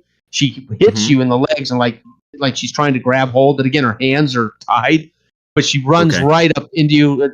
Like she would have probably grabbed you around the waist, but she can't. And you also hear calls from the two poachers that ran off into the dark. You hear them calling back. They're probably within 30 or 40 feet in the darkness. As you hear, they might be coming back. Okay. The two poachers. All right. The other two poachers. Okay. I will take the dagger that Willem gave me, and I will cut her bindings. Okay. And then Faustus will yell out into the darkness that we've captured your master, and unless you are going to throw your arms down and head back with us, you'd better leave now, or you'll be next. Oh, okay. All right. Now is this a word of power again? Right? Yeah, no, not a word of power. He's going to hope that these two he just may be able to bluff them. Okay, so let's make a prestige roll against these two poachers in the darkness. Okay. And you're trying to beat 6. Okay, I was gonna say there's a 7. So. Okay, 7. Yeah. Okay, you hear them. You don't really hear them respond, but within a few seconds, you can hear the horses neigh, and you can hear the clatter of their hooves as they're riding away into the darkness. So these two. It sounds like they mounted up and rode off into the darkness. So you can kind of breathe a sigh there that they may have escaped, but at least they're not coming. And Saverick, you're going to be in a defense here as you're about to take a role in combat against Belric. Willem, what are you doing? Is the poachers down? You can see the girl with Faustus. You hear Faustus bark out into the darkness. Mm-hmm. Okay. Did the poacher like drop his weapon when he fell? Yep. Okay. What I'd like to do, if I can, is approach him. And what was he holding? Was it a sword or a knife? It was a pretty bad short sword. I mean, it's a poor quality short sword. That's fine. So it's better what than I would no weapon, right? Yeah. What I would try to do, I think, is come over and put, like I'd put my bow away, I'd grab up his short sword, and then if I would kind of like put it on his neck or whatever, and I would say, don't make a move, don't make me have to kill you. And then I would be looking around to see if there's any like cloth or pelts or anything that I could use to bind him. Yeah, but you're going to have to affect You wouldn't necessarily get them yet, but I'm just looking to see if there's anything nearby. Yeah. You can see when you pelts. Sure. These guys have been living here and poaching and skinning and probably selling the meat right. I'm basically hearing that the other guys would have run away, the horses taking off or whatever. The girl seems safe, although she's with Faustus, and that has been proven that that's not exactly safe. Right. But at least for Joy. But yeah, poor Joy. Yeah. So I think she's learning her Latin, but everything else is dangerous. Yeah, and clearly Belveric is a much more accomplished fighter than I am. So I'm going to keep this guy subdued. As the one that's down. If I can. Yes. Yeah. Make sure that he stays down. Yeah. Yeah. Now I will tell you. You can tell when you look down, he's in such agony, bleeding out. He is not a threat. He's going anywhere. Okay. Well, then in that case, I think what I might do then is if it's clear that he's really not any threat, then I think what I would do is I would go and I would try to get some like pelts or cloth or something to bind the wound as much as I could, and to bind his hands and feet. Okay. Yeah. Yep. Okay, that's not going to be difficult to do. All right, Cedric. So Belveric stepping away from this plunge into his guts is now taking both hands upon his sword and he's swinging down across. So let's make a combat roll here to see how you fare. He is now, as you have done, he is now at a DV 9. Though you have reduced his DV. So he's wounded and going down. Oh, and so describe how you wound him again, right?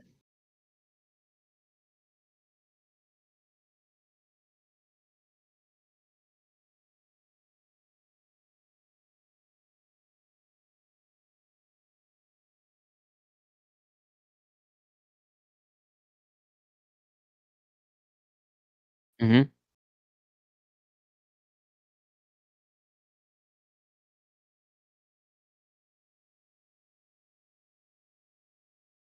Oh shit! So it's like poop, poop, right? It's like 2 quick jabs.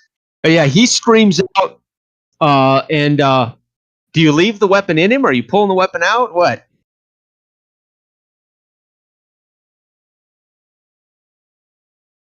Okay. So he staggers away and drops his hands from his and grabs his where you've stabbed him twice really in the solar plexus. He looks up at you. He's not dead, but he's bleeding profusely. Drops his weapon in the and you see his blood now making a muddy kind of a mud puddle around his feet as he stands there bleeding. Yeah, he's no longer smiling. His color is draining from his face as he's bleeding, and he stands there, kind of in a stupor. Can't believe it.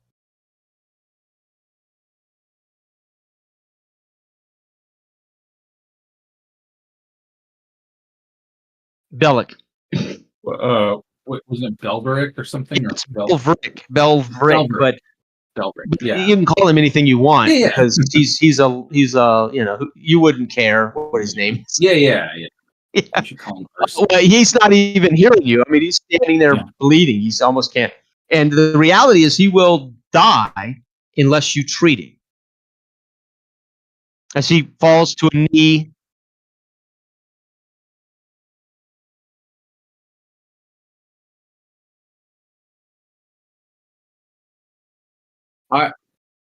Yeah, he's. If I hear him say that, I would say, "I've got her, Saverick. She's safe."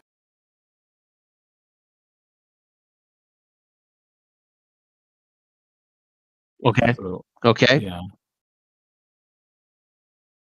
Yeah, he. I don't know how you want to. If you let him go or push him back or what. Uh, he might stay there for a while in a kneeling position as he's bleeds out, unless you push him Almost over, so to imagine, speak. yeah, like if you push him over and he's falling, yeah. Right. Right. Okay. And you're standing there now, in among one man down, writhing as Willem ties up the poacher that's wounded, is treating his arrow wound. Faustus, you've watched on as Belric lay there dying. The girl clinging to you now that you've cut her hands free. She's literally like locked Yeah, around your waist. I make sure she's turned away from that scene of just it made it, just blatant violence that just Right. Yeah. Don't let her see it. Right. no. Right. All right. Right. Not to mention kidnapping is Wow. Right. Yeah.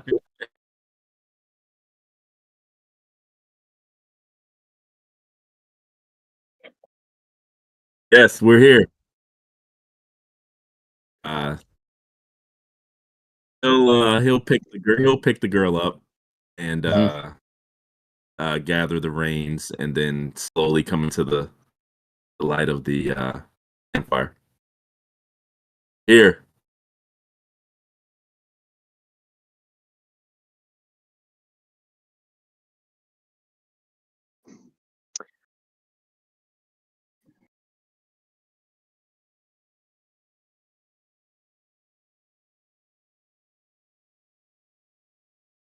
Mm. Oh, Mhm. okay. Mhm. I'll say two escaped and I'll nod in the direction that I believe that they rode off in, unfortunately. And that would be south. That would be the southeast direction, or let me see, southwest direction. Presumably heading towards where it's Varmont. rumored Mort would be. Yeah, Yeah. yeah, Southwest would yeah. definitely be Which we could toward assume because they Varmont Woods. basically said, Yeah. yeah, Yeah. okay. Yeah.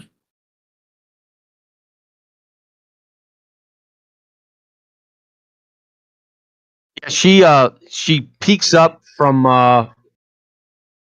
has her face like buried in Faustus's neck or chest, and she'll kind of peek up at you and shiver, and tuck her head back into his chest. As you're probably bloody and It's sweaty and fine. Fine. kind of scary to look at right now. Yeah. Fine. Yeah.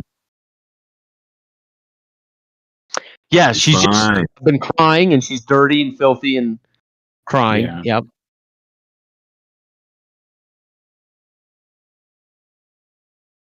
Yep. Why wouldn't I? Of course. Right. Hey, Um, Synchronize, I'll say, didn't you hear?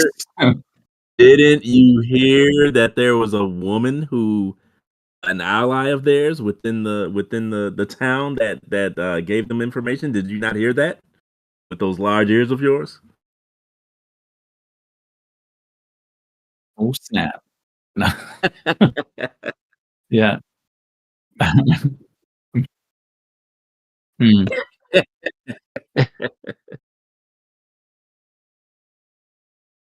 Hmm. Mhm.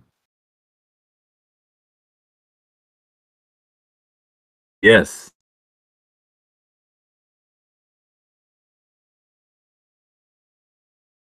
a warrior's discernment. Typical.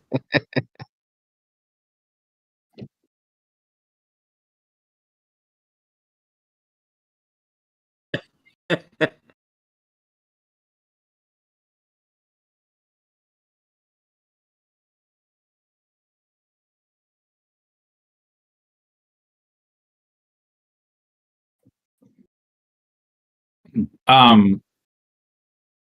Well, and I'm still kind of standing over the injured man, and I would say, and I would, and he's bound, and I would say, I'll drape him over my horse, and I can lead him back to face the Lord's justice. And then, do the horses have saddlebags on them? Sure. Yes. Okay. And I would be looking, and I would be like, perhaps we should return.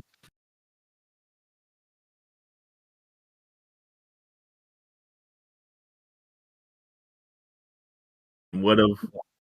Well, perhaps he would have answers that we seek. So I will leave that to somebody that is, more skilled at that than I. But that's fine. But I say, don't wait for me. I can make my way back. I know. Yeah. Right. Yeah. Okay. So Faustus and Saverick are riding back. Is that it? I'll point to Saverick and I'll say, won't you take the body of that blackguard there as evidence and proof?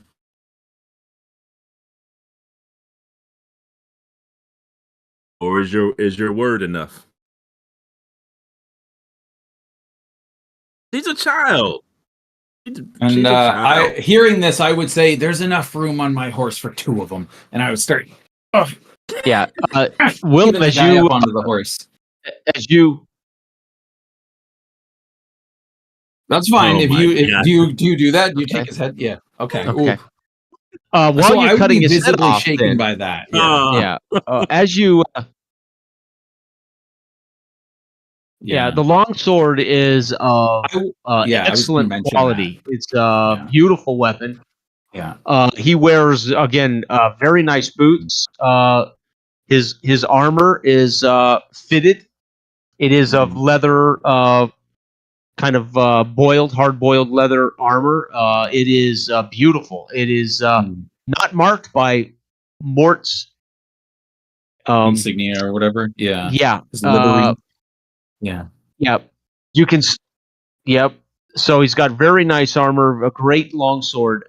I should say an excellent longsword. The armor may even be excellent. It might require a blacksmith to identify the real quality of it. It is fitted to him. He is a larger man than all of you, right? Okay.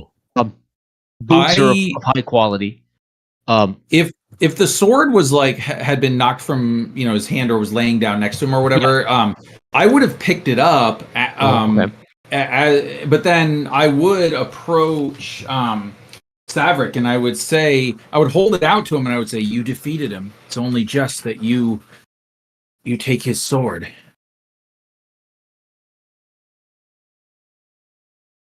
I picked it up and it was bringing it over towards you. As he finishes sawing off the Belvert's head with his dagger. Yeah. Oh, the sword. Okay. Oh, to finish. Okay. Yeah. Right. Okay. Nice. Okay. Willem. Yeah. Right. Right. Right.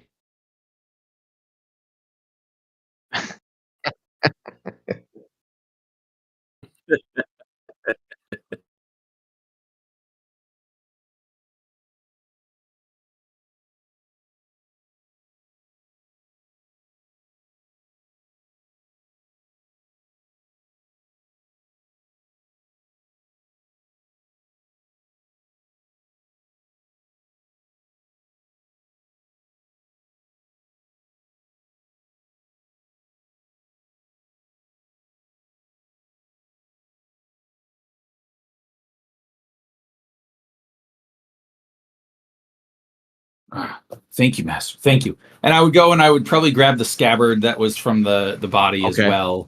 Yeah. Yeah. Again, this has again fine leather scabbard. It is marked with some. You can't call it a language. It looks almost like Druidic runes marked on the scabbard. They are burned into the scabbard.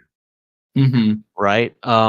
Might be a language. Wow. But it would be in Druid. Right, It'd be in pagan symbols or something, right? I mean, I would have learned my letters so that I could like read signs and maps, but that's about it. So I wouldn't know anything about runes. Yeah, they just look like, whatever. Both of you quickly assess. They have probably 8 to 10 pelts.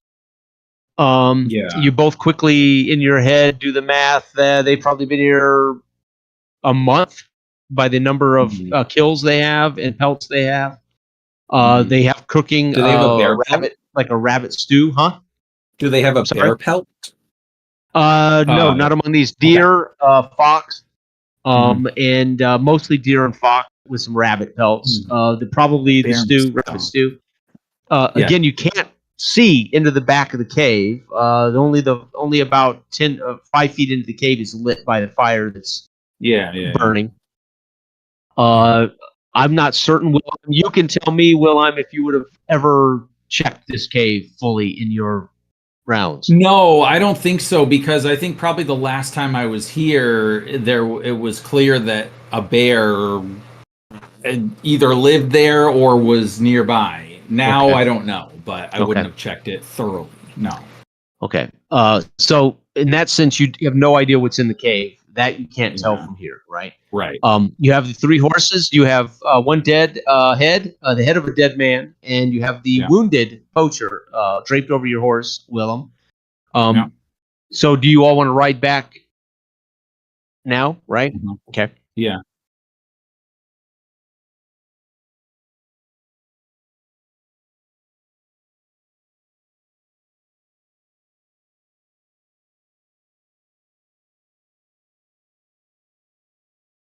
Okay. So you strip off his leather breastplate. You gotta take his armor and his weapons. Yeah, it's got 2 nice holes in it where you drove your dagger through it into his right. Yeah.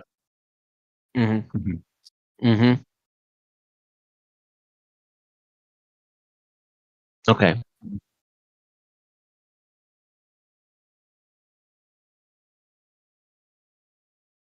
Okay. Okay.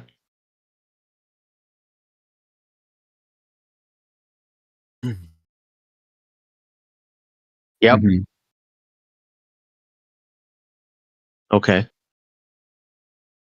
So you pack up all this stuff, right, on the horses, and you're headed back. The girl again clings tightly to you, Faustus, as you ride. You don't get very far as you run into a small group of Lord Washburn's men as they've come out hunting for her. So on the path back, you meet on the path back Lord Washburn among them.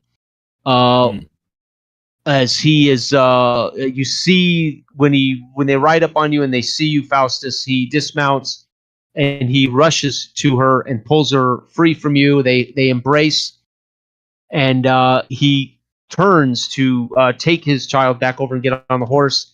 They all chat with you and learn, Willem. They learn from you, Saverick and Willem and Faustus, what transpired.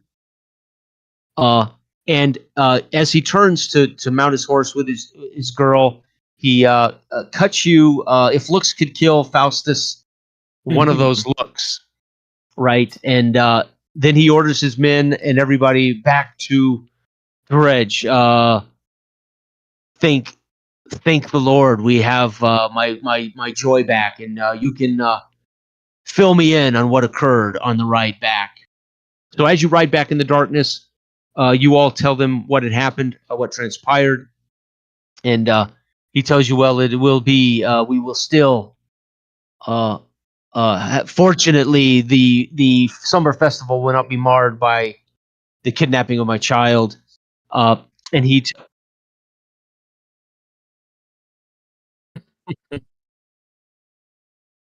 Yeah, yeah.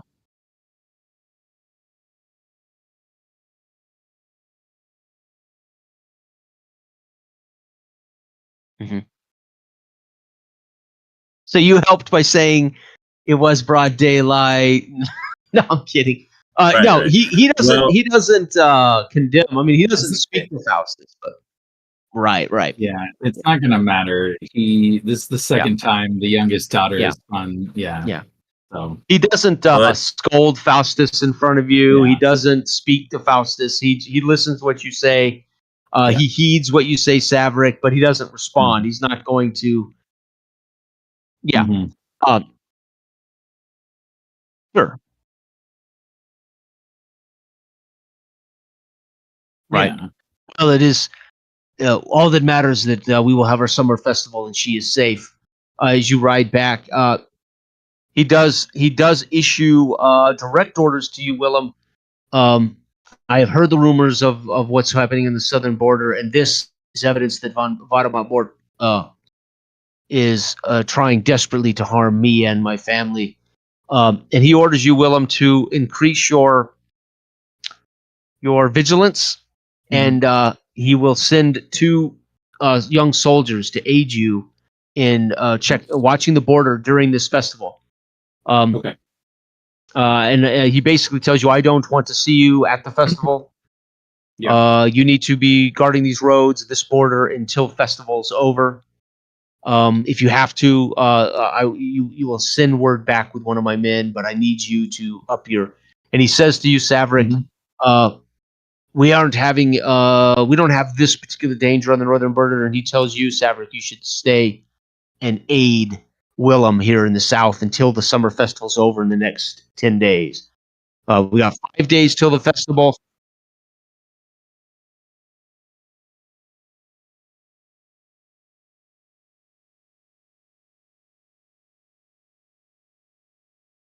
Mm-hmm.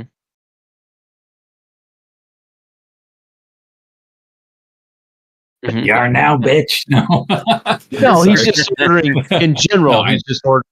Yeah. Mm-hmm. Mm-hmm. Mm-hmm. They will wait. The Vladimir Mort is now perpetrated direct action upon my family, and we cannot have him spoil the festival. Yeah.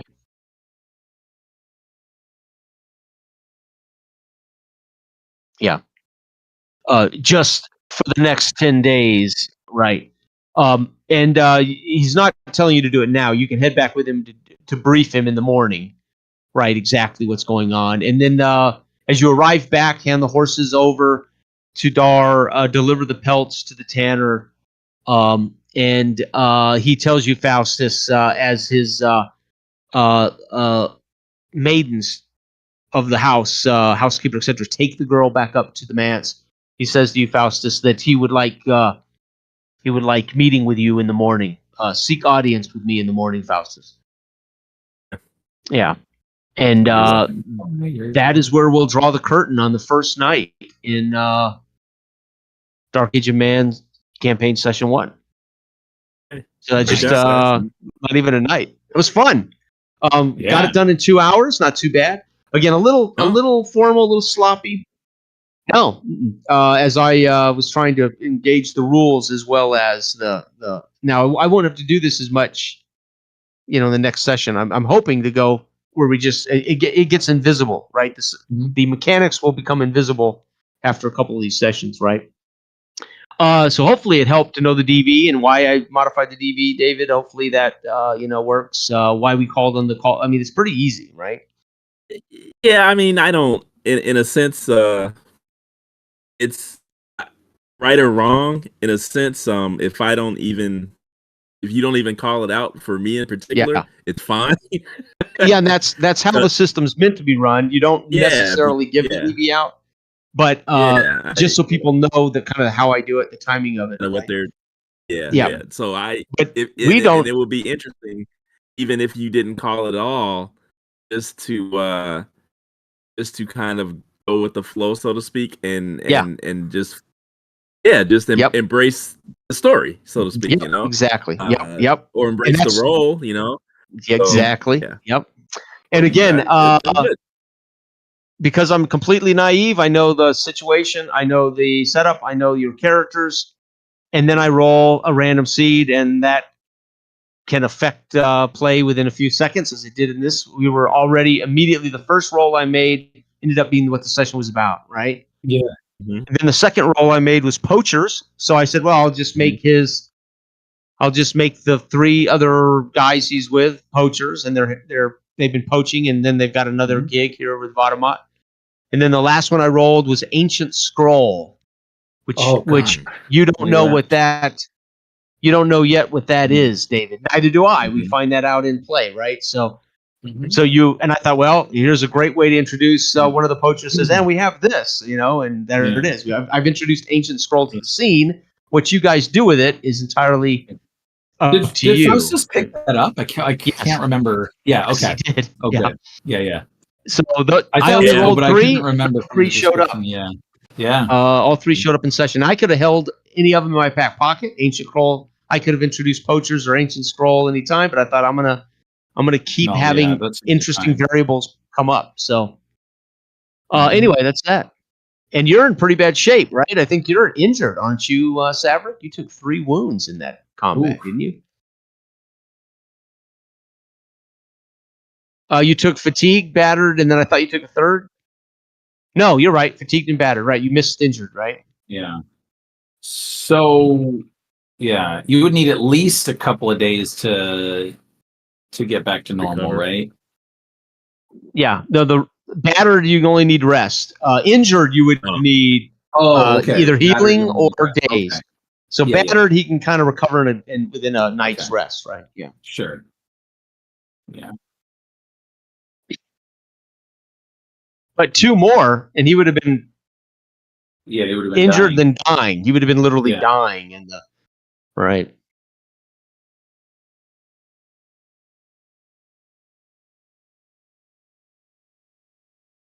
Yes, it is. Right. Yeah, which is why I wanted to do it this way, just so people knew exactly. Yeah, I appreciate that for sure. Yeah. Yes. Right. Yep.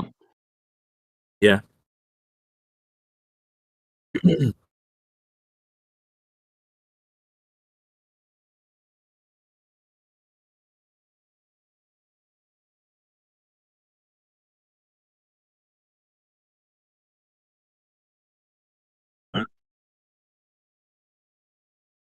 Well, I may not have delved as deeply as I should, but in reading what I did read in the PDF, it did kind of leave it open to interpretation. I don't know if that was you guys did that on purpose. We actually want it to be vague enough that people can bring their own juice, right? Yep.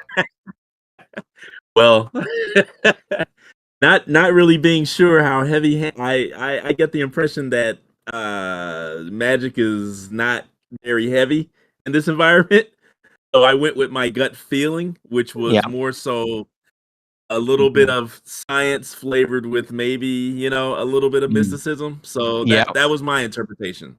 So that's what I went with. And magic can be. Go ahead. I'm sorry, I didn't mean to interrupt you. So my initial thought was to maybe say that Faustus may have had a skin or a decanter of wine or something with him, or alcohol, and have thrown that into the fire in order for the flames to burst up and to use that as a distraction. Maybe you can do all of that. Yep. Yeah, but I figured, well, let me kind of push things and see. Basically, I'll be honest. Let me see what I can get away with. Yeah. Well, if it had been too much, then I was assuming that Jason would say, well, you can do A or B, but that's nothing. Not really, so nothing is too much. Whatever you say is true. If a roll fails, the more amazing you make it, the more I might. The more got it. The more I might push the difficulty value up. Right. That makes sense. But any roll you make is in combat in particular. If you make the roll, you'll cause whatever you want to cause or damage. And if you fail the roll, though, you could, obviously it could. Then I'm going to complicate it. It's either going to change situation or complicate, right? So it's pretty. So, but no, there's magic can be almost as much as you want it to be, right? So we use words of power, but really to activate it, you state what you're doing, whether you're using technology or you're using mixing a potion or using oil to throw on the fire, or you are actually, casting a spell, right? Casting. Okay. All right. And then you impart kind of what you want the effect to be, and then I mean, how crazy you go? Like I'm gonna cast push and launch Belveric into the cave, right? That's gonna do its normal damage, but the difficulty might go up to say a 12 on that. He was an 11. By the way, Belveric was a Vadamot mercenary, so he's a pretty high DV. 11, and I got that impression. Tough. Yeah. So anyway, you could have said that, and then if you succeed that roll, he would actually suffer the damage, like any combat damage, but he would also suffer what you were doing, pushing him away from Severick into the cave, for instance. If you wanted to use like some kind of weaponized magic, right? It's there's just no bonus because you don't have like a magical tool, like a rod of like if you get an excellent rod or something, then it would give you a bonus to your magic, right? Okay. Right. Bingo. Right. Yeah. Yep. Yeah. Yep. Well, and there's the other thing is that he has no idea how either Willem or Saverick would respond to something overt.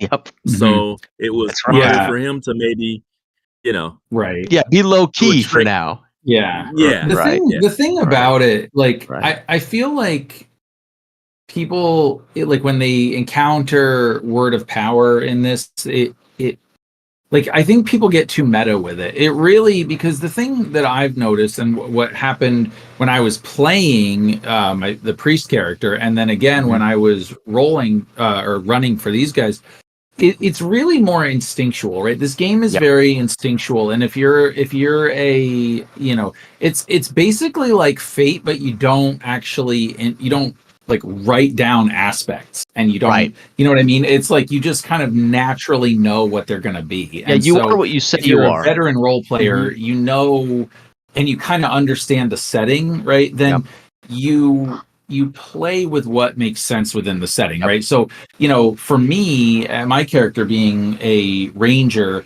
I have the concept that he really has no mystical abilities. He's not religious. Like I put 0 in spirit, right? But if I was playing, say, a Danish blood witch, or if I was playing a druid or a priest, right? Tell us who you are, and so as we start the campaign, we drop you on your head, tell me where you're at, who you are. Right. If you tell me you're a Danish blood witch, we're all going, okay. Yeah. That's legit. I mean, that's what, and then how you present him in session. Sure. What you say you do, what you say you are matters. A die roll will determine whether you're successful in it. Pretty simple. Right. And the thing that I think is really, and so I did a video about this, and I know we talked about this at length, but the bottom line for me was that words of power are really just a description of your description, so to speak. And that, and it can be anything from, like it could activate, say, prestige, right? If you pull out, let's say we play these sessions and this sword that I just got becomes, it kills somebody, a big deal, right? Then you can say, this is the sword, whatever, the, slayer of whoever. There's nothing to say. Exactly. There's nothing to say you couldn't prescribe. So let's say something like that occurred. You bring down the ogre with a sword. And I say that's a repute point. The whole town has watched you cut an ogre down. They witnessed it. So to earn personal repute, it's generally got to be something epic, and it has to be witnessed. Right. And I say you got a repute point for that. You could literally assign, instead of saying I want to put that on my prestige or my spirit, I want to put that on my weapon. I mean, you could actually make your weapon then a magical weapon. That's the highest it could go. And then there would be so you would have discovered by cutting down the ogre through a repute point that this weapon is better than just and then once you announce that I'm putting that repute point on this weapon, and it turns out it's a magical weapon, it becomes a +2 weapon, and the repute point still goes on you, but not an attribute. And in a way, you're creating the story of your character as we play. So it's through action. Right? Yeah, because and it's funny because to me, I would be like, no way, I'd never put it on that weapon because if I lose the weapon, right? So but to me, I would tie that to prestige, right? So that you would be calling upon your prestige or like a curse, right? Like if you were somebody that had the reputation as a witch, or you're a priest with a lot of authority, and you say God has cursed you, right? Like that's a word of power, and it's scary because that kind of nonsense. Well, that's why it can be played that simply though, Dave. If you want him to be literally a word of power, perfectly works. That's why but why he asked throwing your word, that's Savric's perfect too. Dagger as well, because that's a very unique item. And being the person he is, he knows that dagger has history behind it. And not only the dagger, but Savric himself, being the enigma that he is, sure. And that's why I asked about that. So,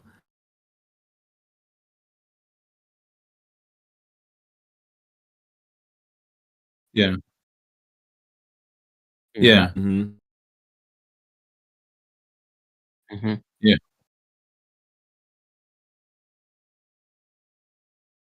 Mm-hmm.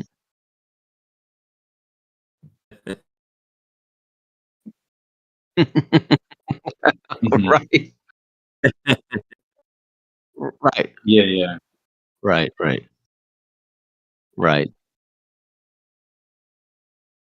Mm-hmm. Right.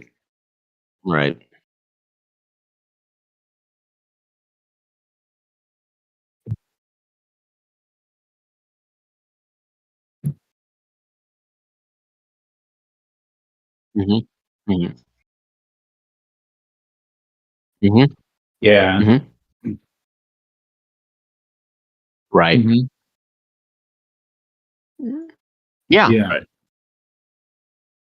Right. That's right. Yeah. Barbaric. Right. Yeah. Well, and for some reason, Dell and me tend to play like opposites of each other.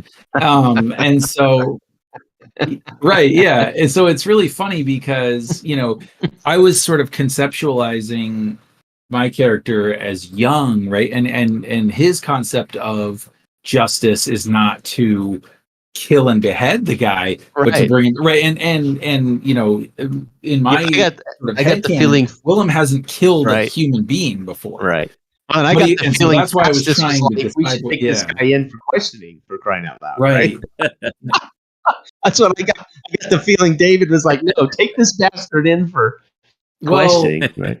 No, my big thing.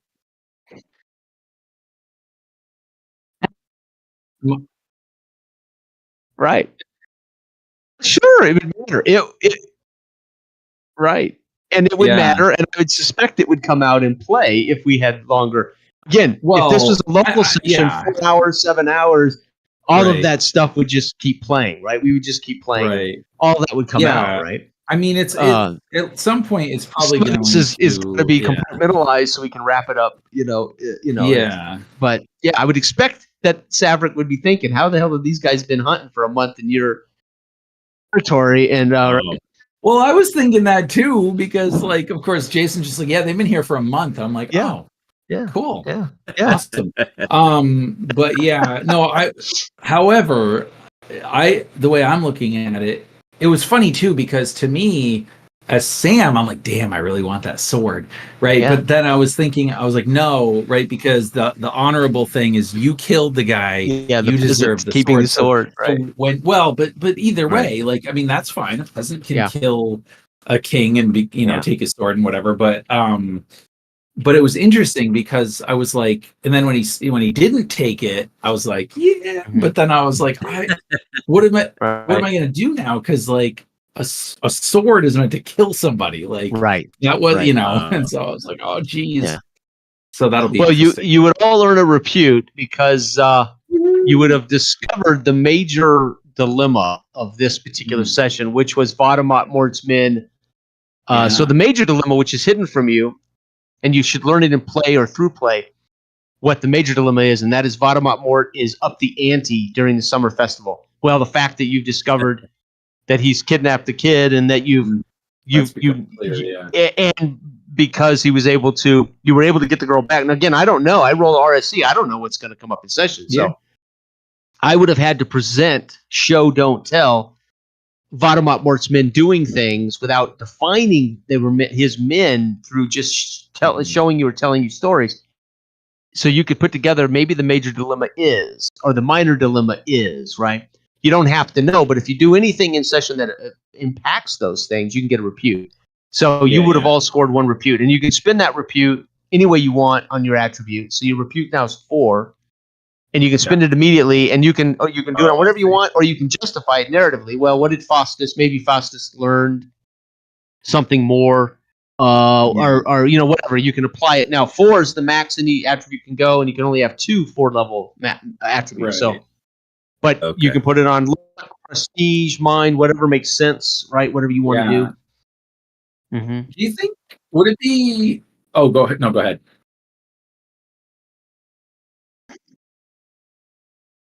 Mm.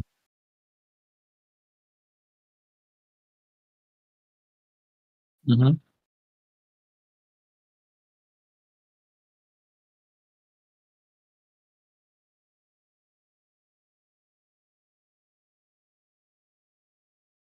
Mm. Yeah.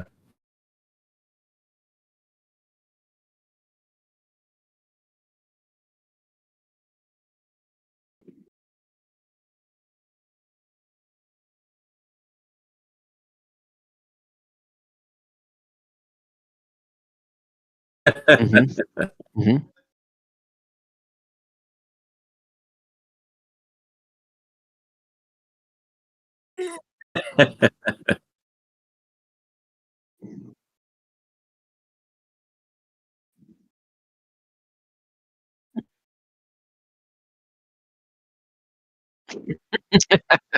Get some right.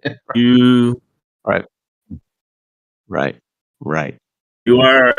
You are a hammer, though. You are a hammer. Mm-hmm. Yeah, hammer versus the nail, right? Yeah, well, you got to utilize that hammer. So would it make sense for me to put my repute in prestige, being that I've now saved Joy 2 times? Yes, yeah. And perhaps the Washburns know that. Nice. So you're now, matter of fact, remember he said he wanted to meet with debrief with all of you in the morning. Yes. So the fiction in that is he might give you a title, Willem the Ranger, and that would your prestige. You'd go from being a peasant nobody to Willem the Ranger, right? Okay, or something like that. Yeah. And now your prestige, you would be known in the community as Willem the Ranger, right? Right. Cool. Or whatever you want to call yourself. Well, yeah, I figure that's cool because there's that, and then the fact that I'm carrying that sword, whether or not it turns out to be anything other than a really nice sword. Well, right now it's that would be something that would be Which mechanically is that what +1? +1. +1. Okay. +1. Yep. Magic is +2. Yeah.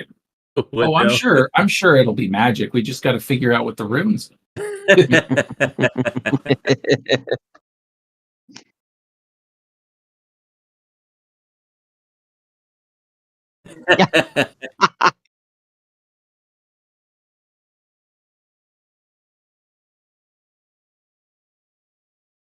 Right.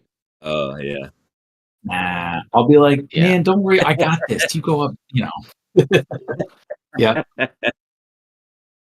Yeah. Right.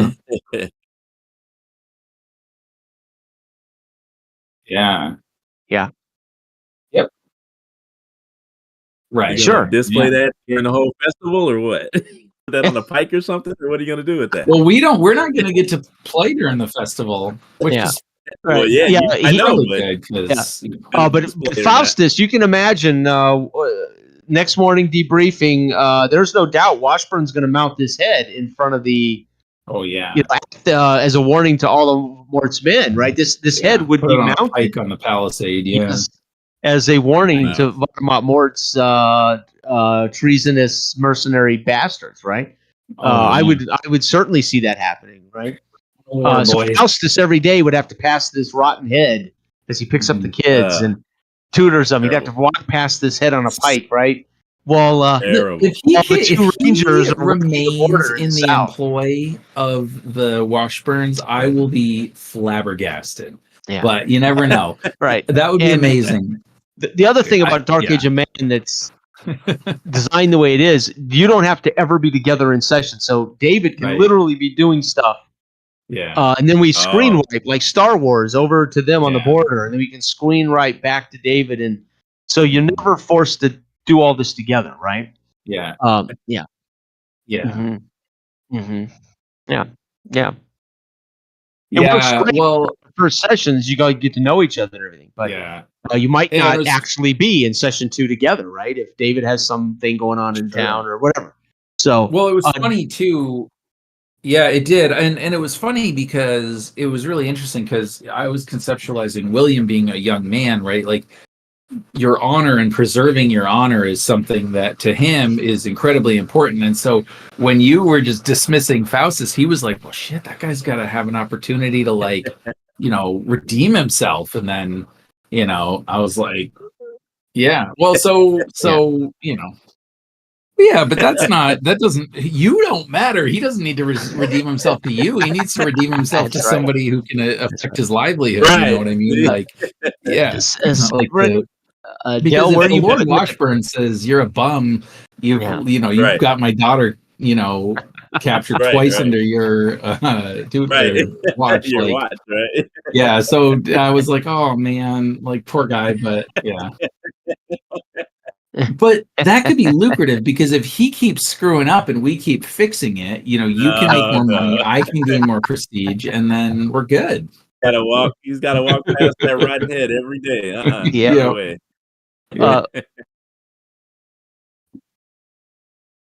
Yeah. Right. Yeah. Right. Right. Mm-hmm. Right.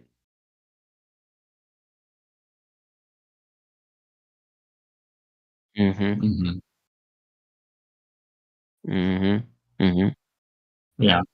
And how you want to present your character to the world and what you're trying to achieve, right? Yeah.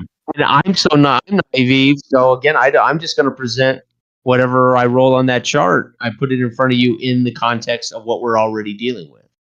And since David said, hey, I'm in black, I'm out front with the kids and this thing, and I'm wrangling cats, I roll Joy is missing. I'm like, dude, it's contextually, I could just see him grabbing the girl, going, come here, Kath, Andrews, get over here. And then he turns around and she's gone, right? That's the thing. Now, I could have held that, right? Yeah. And rolled something else. And that's what makes it fun. We're immediately hitting the ground running, and I'm naive. I don't know why they've taken her. I mean, I'm okay. I know that my major dilemma is Vaudemont's mortismen are causing problems. Makes sense. They've been paid to kidnap a kid, Mm-hmm. So I don't have to know something. I just got to say, okay, it makes sense that it would be Vaudemont mortismen. This is part of the major dilemma, right? So I only have to connect some dots to make sense of it. What you guys make sense of is completely on you, right? Whether you think that works. Right. What are you going to put his point in? Saverick's point in? Well, it is. You got a repute point. What are you going to put the point on an attribute? Prestige. Gotcha. Okay, prestige. How about you, David? Where are you going to put that? Where are you going to put that point, David? Probably.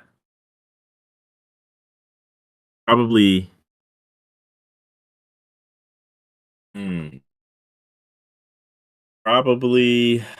I think he'll actually put it into luck because I think he feels like he's. I was thinking mind or luck. Yeah. Well, and the fact that it really did end up working out very lucky for your character. So I think that's cool. Yeah. And luck's big when you do something you don't really have a skill in, or when it comes down to like the mule. When he said, I'm looking for a horse, that's fine. I'm not going to challenge that in this situation. Yeah. When Willow comes out and says what he says, it's like, okay, we're going to make a roll, but his failure was so bad, it affected Saverick stating, "I'm going to grab a horse," right? Yeah. Well, I'm picturing him as being a person who had many different life experiences in his past. A veteran, man. That may reflect that he may know a little bit about, a lot. Jack of all trades. Kind of, yeah.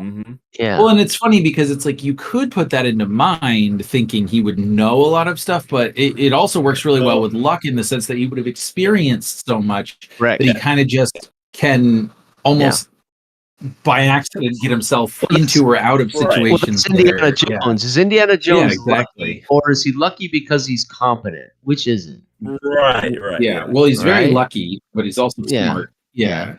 But I don't think he's all that competent, to be honest. Well, no, I mean that's the whole thing about the first film is he fails. He just fails the whole way through it, right? Over and over. He's lucky enough to survive every failure, right? But still, luck makes complete sense, especially in this game, because luck can come up a lot depending on what you say and how you do it. Because again, you have such agency, but it's going to require me to challenge what you may say. So luck very often can be a big governing attribute. Yeah. So we've seen it. Depending on the players, luck can come up a lot more depending on what they claim they are, and then what they try to do, and then luck can become this huge deal. So we've had a couple of local sessions where luck in one session became like the primary, because everything they did, they would even say, "Well, I've never done this before, but I'm going to mix this anecdote for the girl." And I'm like, well, you just told me you've never done it before. This is straight luck. You're gambling. What you put in the pot is not going to kill the girl, right? And then the one where he comes out, he purposely takes a -1 to his luck. And I said, dude, it's no. I mean, we were 5 minutes into that session. He took a -1 on luck for attribute. Brian did. Brian did. Brian. I would be like, it's like when you, oh god, dead by the bog hag because of that -1 luck. Ends up dead at the hands of a bog hag in a swamp because his luck was so bad he went the wrong direction trying to get out of the swamp. He's like, and I warned him. I said, dude, the one thing you don't want a negative in is luck because it's going to come up. And that was a great session. But yeah, and it's kind of the catch-all when we don't have skills, and when a player is going to do something they might not necessarily. Their character might not necessarily have a good reason to do, right? Or a rational reason to do it. It's luck. So anyway, that's awesome. It's perfect. Well, I had a great time. I think it went okay. Again, because I was so conscious of wanting to present this transparently with system up front, I was less engaged in just the narration. So that'll get better as in the next session, I'll probably decide at some point. I told my wife, session 2 or 3, I'll give more of that information, but by middle of session 2 or so, it'll just be invisible, and I'll never talk about the system again, right? Well, I wanted a couple of videos up there where we kind of, especially when I roll the RSCs and make it known when I'm rolling, because one of the questions in our book, and we've written, obviously you guys haven't seen the book that's about to come out, but we've had some rewrites and some changes, like Words of Power's change in the book, David. It's going to be different. And one is this when the RSC should be rolled, and again, once you've done it, and I maybe because it's a rule book, you want to make sure you give people enough that they can play the game and understand the game. But I don't want to over define it where they feel like this is how the game has to be run. You kind of put it in there saying, okay, you can roll it whenever you want, however it makes sense. You can put it in, but. Right. It's very tough to think. Yeah. Like one of the reasons Words of Power came out. So we didn't take Words of Power out. We took out the Words of Power words. Because Words of Power implies that's all you can do. Yeah. And Dell and I talked about this a long time ago. We don't want people to feel like that's all they can do. We want them to. We want them if they want to be Merlin, go for it. Be Merlin. If you want to be. Yeah.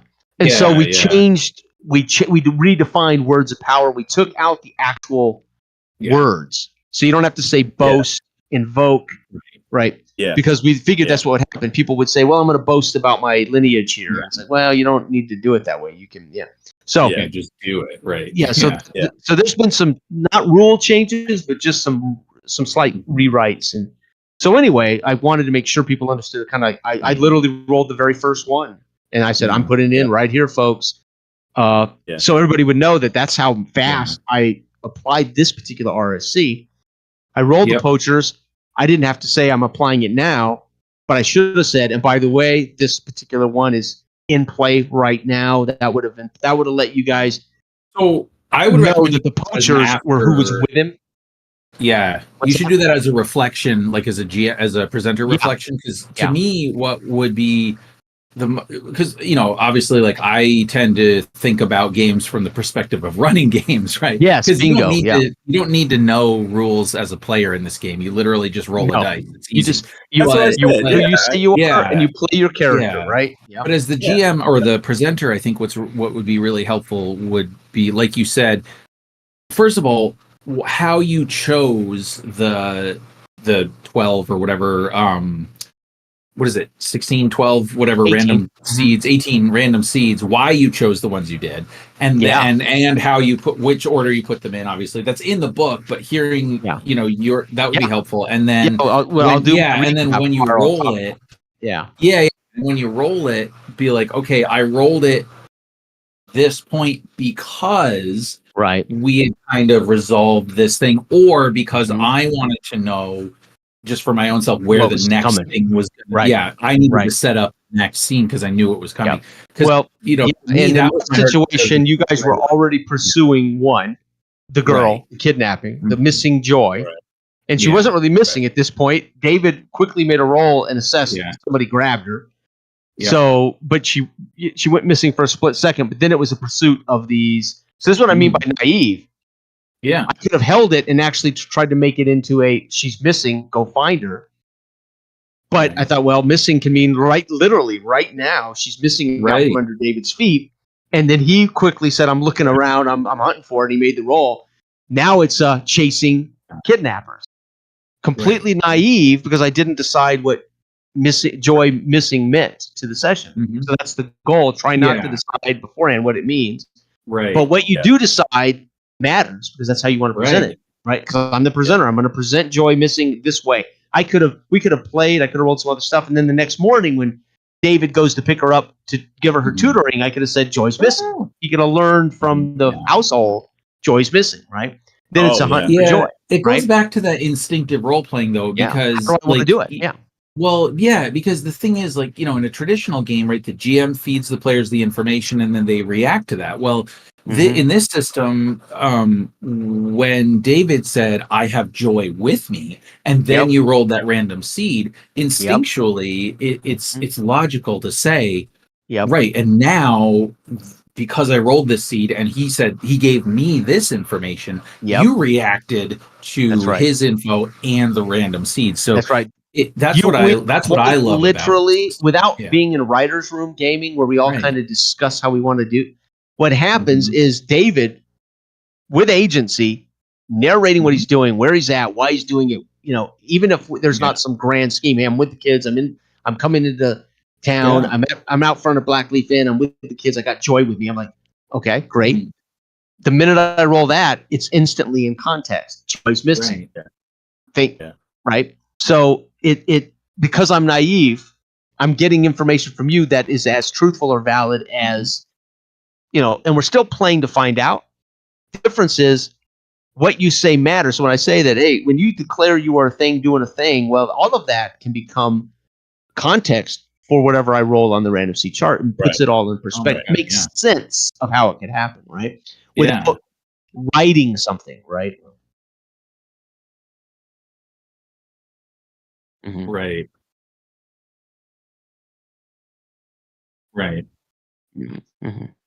Yeah. Yep. Right. Yeah. Yeah. Yeah. Yeah. Right. Our game is really trying to put the GM person in a different. It's really trying to give the GM a different perspective on how to do this particular thing. Yeah. Because as Sam said, playing a character in this, you name your character, you make a character, you play your character. It's really easy, right? Take agency's big, right? They have to want to put themselves in the world and say some things and take agency over decisions and mechanics. But really, the book is really for helping GMs become presenters. Do it a little differently. Don't know anything really, except what we all know, right? Yeah. And normally in a session 0 locally, I'll do that. I'll do what I did in this. Who's your character? How do they earn their repute? And we all have a chance to sit around the table and get to know each other's character from these little stories. Then I also go into the game with a little less naive about your characters. So I did that tonight. Normally, when we've been playing online, we're going in without those conversations, right? I think Sam's Heroes game, Sam and I spent quite a bit of time just toying around with my characters. So we kind of went into that session with you knowing quite a bit about my character. So you went in less naive about my character, about my characters, right? About your character, yeah. Well, which is normally what I do in a real. So I was at a convention with Dell. I would do what I do locally. Everybody makes their character, and then you tell me how you got your 3 repute. Tell me, and then we all kind of know each other. That's not unheard of. We do this all the time in gaming, right? And then I'm also I'm not only informed about the world in the book. Yeah. And my one sheet of preparation, which is my major dilemma, minor dilemma, and my inciting incident setup, and then I have my random seed. That's it. And then I have you guys. So when David says, I am this guy, and this is my repute, and I saved Joy, and I was there, and oh, by the way, Joy's with me here in the street. And then I just happen to have Joy on the chart. I might not have had Joy in the chart at all, whatever. Yeah. I could have had something like Washburn's child wounded. Well, Joy's with you. She could have been trampled by a horse or something, right? So you can. The more vague you make the random seeds, the more useful they are in context too. I actually use Joy's name. I actually use some other actual specific things, but I could have made it Washburn's child wounded. Yeah, I mean, while Sam and Dell were talking about their characters, I actually just jotted down 3 just children's names, and then Sam basically pulled Joy out, and he talked about rescuing her from the wild boar, and I go, well, why wouldn't my character have been out there on a nature hike with her? That makes that's complete. That's amazing. It's complete sense. Because I was thinking, how did Joy end up out there with boars? And then when David said that, I'm like, hallelujah, because that makes sense,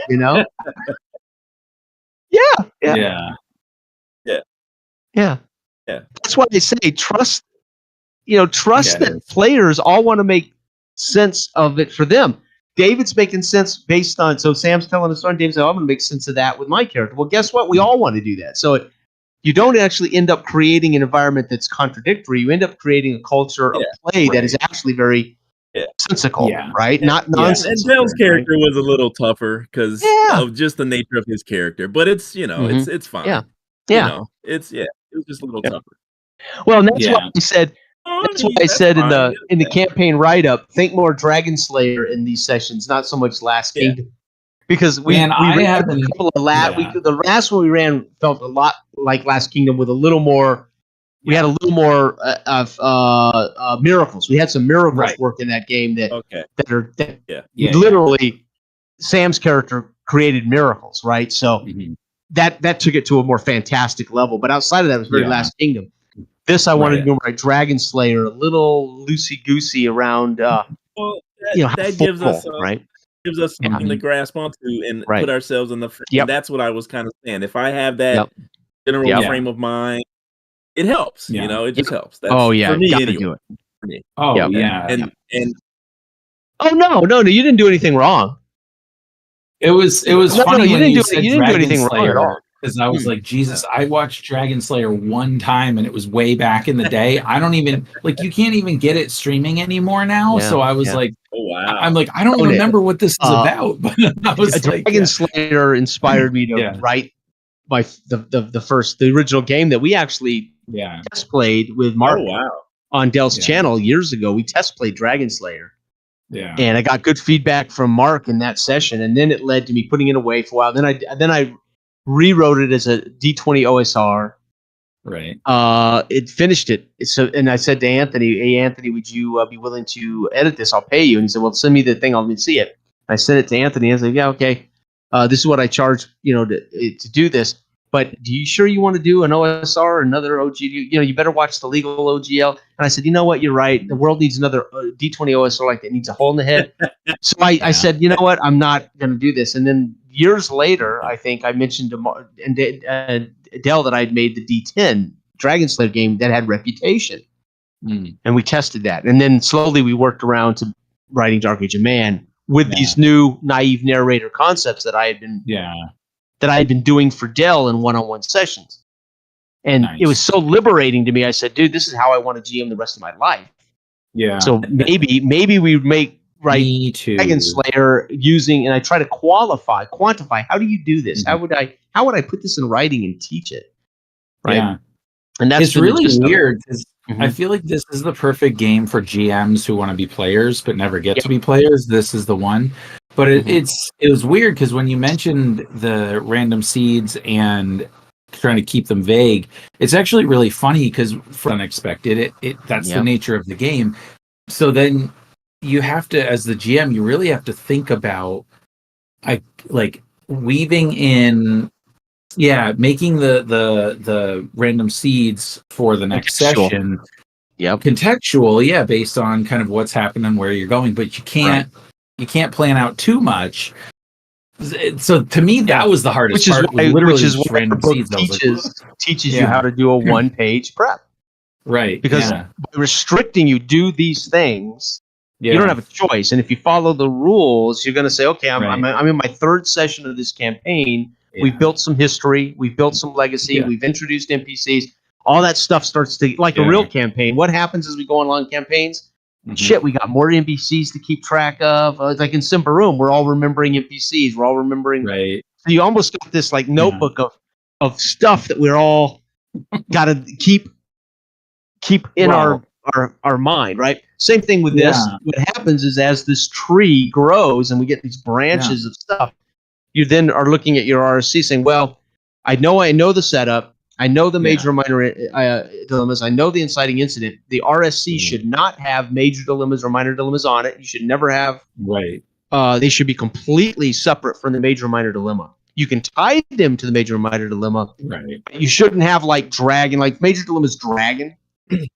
Right. Then you should not have dragon on your RSC because you've already got the major dilemma's dragon, right?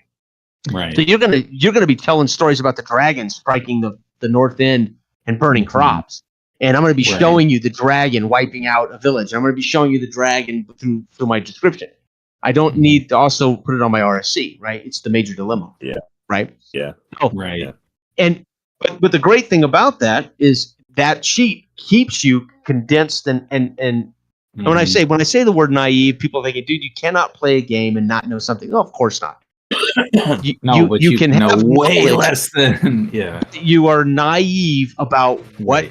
Why are we even sitting down here tonight? Well, you're going to be characters in a world. That's why we're doing it. And that D&D doesn't say that. D&D never says we're here for you tonight. We're here to do this thing and bring your characters. Right? Our game is saying, "No, we're here for you." And then I'm here to say, "Oh shit, this is what the world's put in front of you guys. Let's see what happens." Right?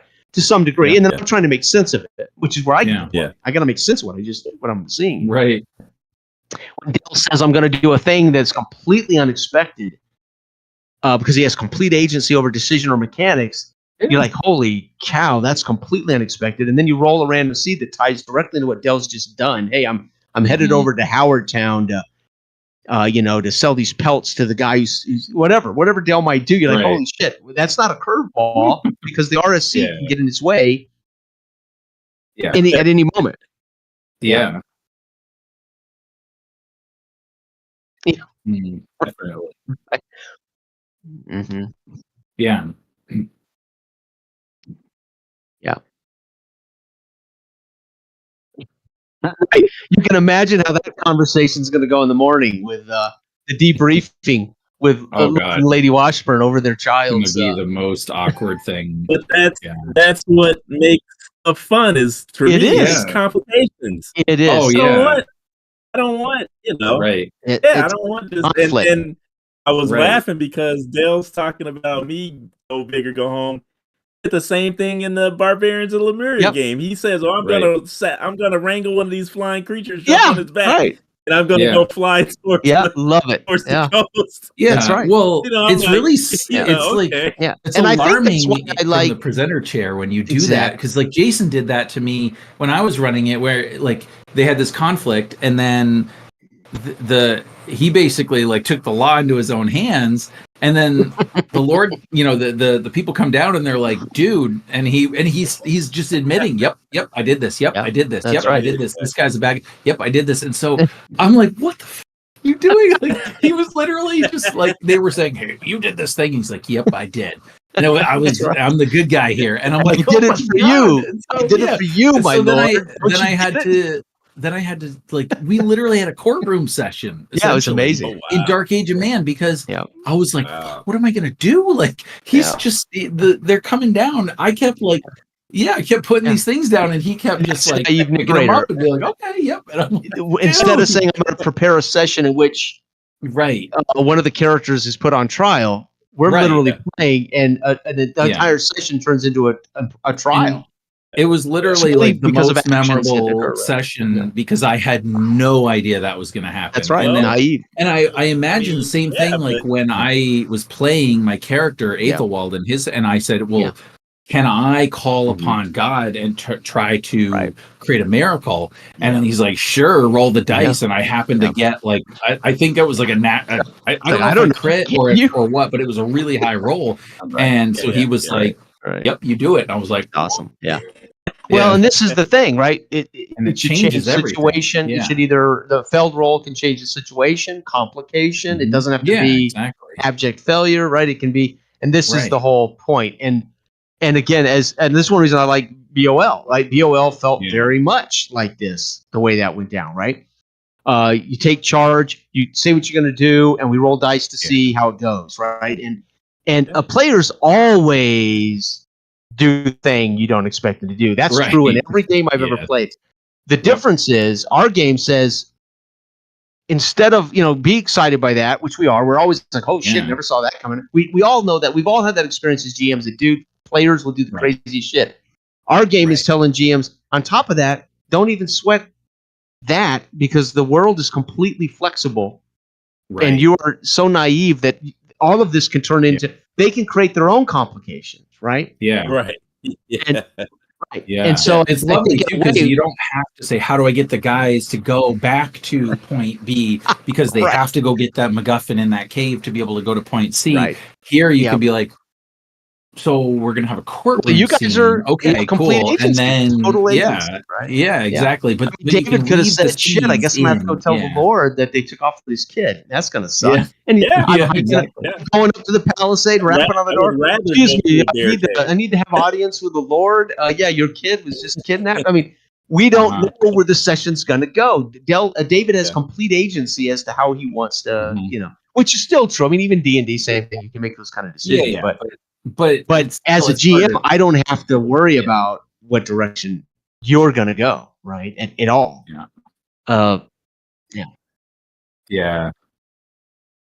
Mm-hmm.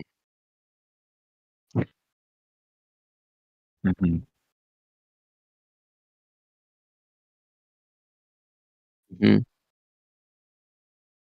Mm-hmm. Yeah. Mm-hmm. Mm-hmm. Mm-hmm. Mm-hmm. Right. Mm-hmm. Yeah. Mm-hmm. Well, and well, the flexibility is really nice, and it's like sometimes maddening with you, Del, because your characters are so like you never really know where they are, but it's also great because it's like, are you saying Del's a pain in the ass? No, what I'm saying is Oh, that he's a in loose cannon. traditional That's what he is. systems, yeah, but so in D&D, that can be hard because if you don't play the hero, Oh, dude, Last yeah, yeah, that can true. be It's true. difficult if Yeah. if they're like, oh, Joy's being taken, and we're just like, okay, I'm from Frankia, I don't care. Well, and you don't Yeah. have to. I mean, His daughter, literally, if But- David it was not the right. tutor of Joy and then brought her up, and you guys learned through the grapevine Joy's missing, because how I would have introduced that is, hey, you're hearing the town crier, and the Lord's calling his men at arms, go hunt her down, and you guys are like witnessing. Right. You don't have to be involved at all. You can be like, oh shit, Joy's missing. But but it's like you can also But because David literally said, I'm with her and I'm tutoring her, it's like, oh, yeah, I don't know. She's responsible for her. I mean, it's perfect, right? Well, and it was like, going back to Del, like I loved Brother Boethius and the way Del played him in our chronicle, because it was so like, well, two things. It was really difficult to figure him out, which was intentional, which was good. But it was also really cool to see how Del conceptualized all of the crazy shit that he was witnessing, and how and the pull from one side to the other. And so like not having that traditional hero or that traditional villain and mechanics tied to those things means that you can play authentically, like you said numerous times. You kept saying like I'm grappling playing with a human being with a particular exactly and that was awesome.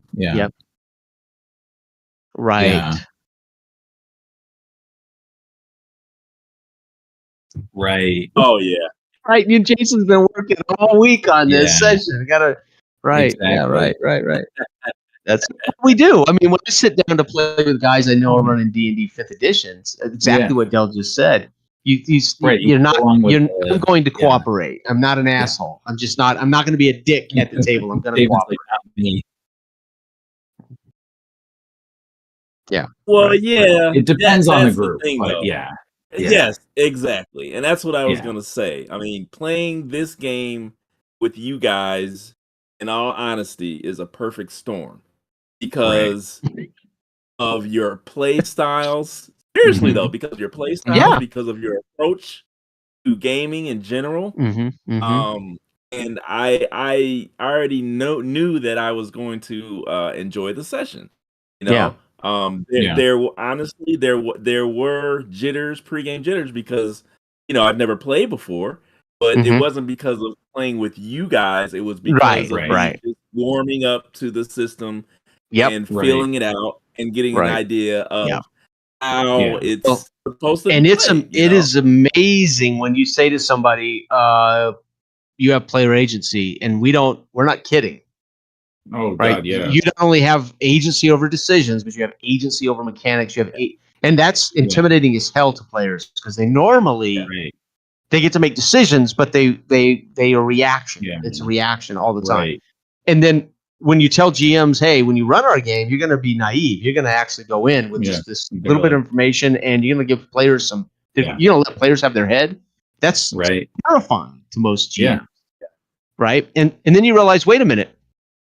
Why do players generally act out? They're bored, or they feel like they're not being listened to.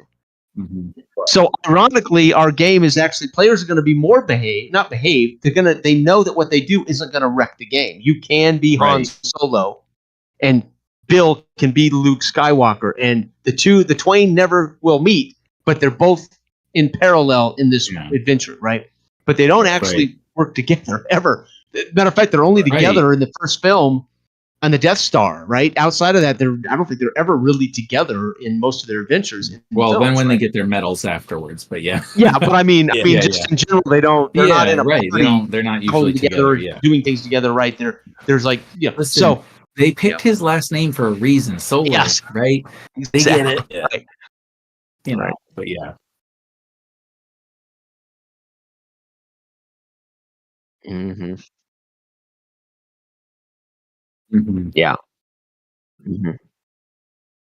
Yeah.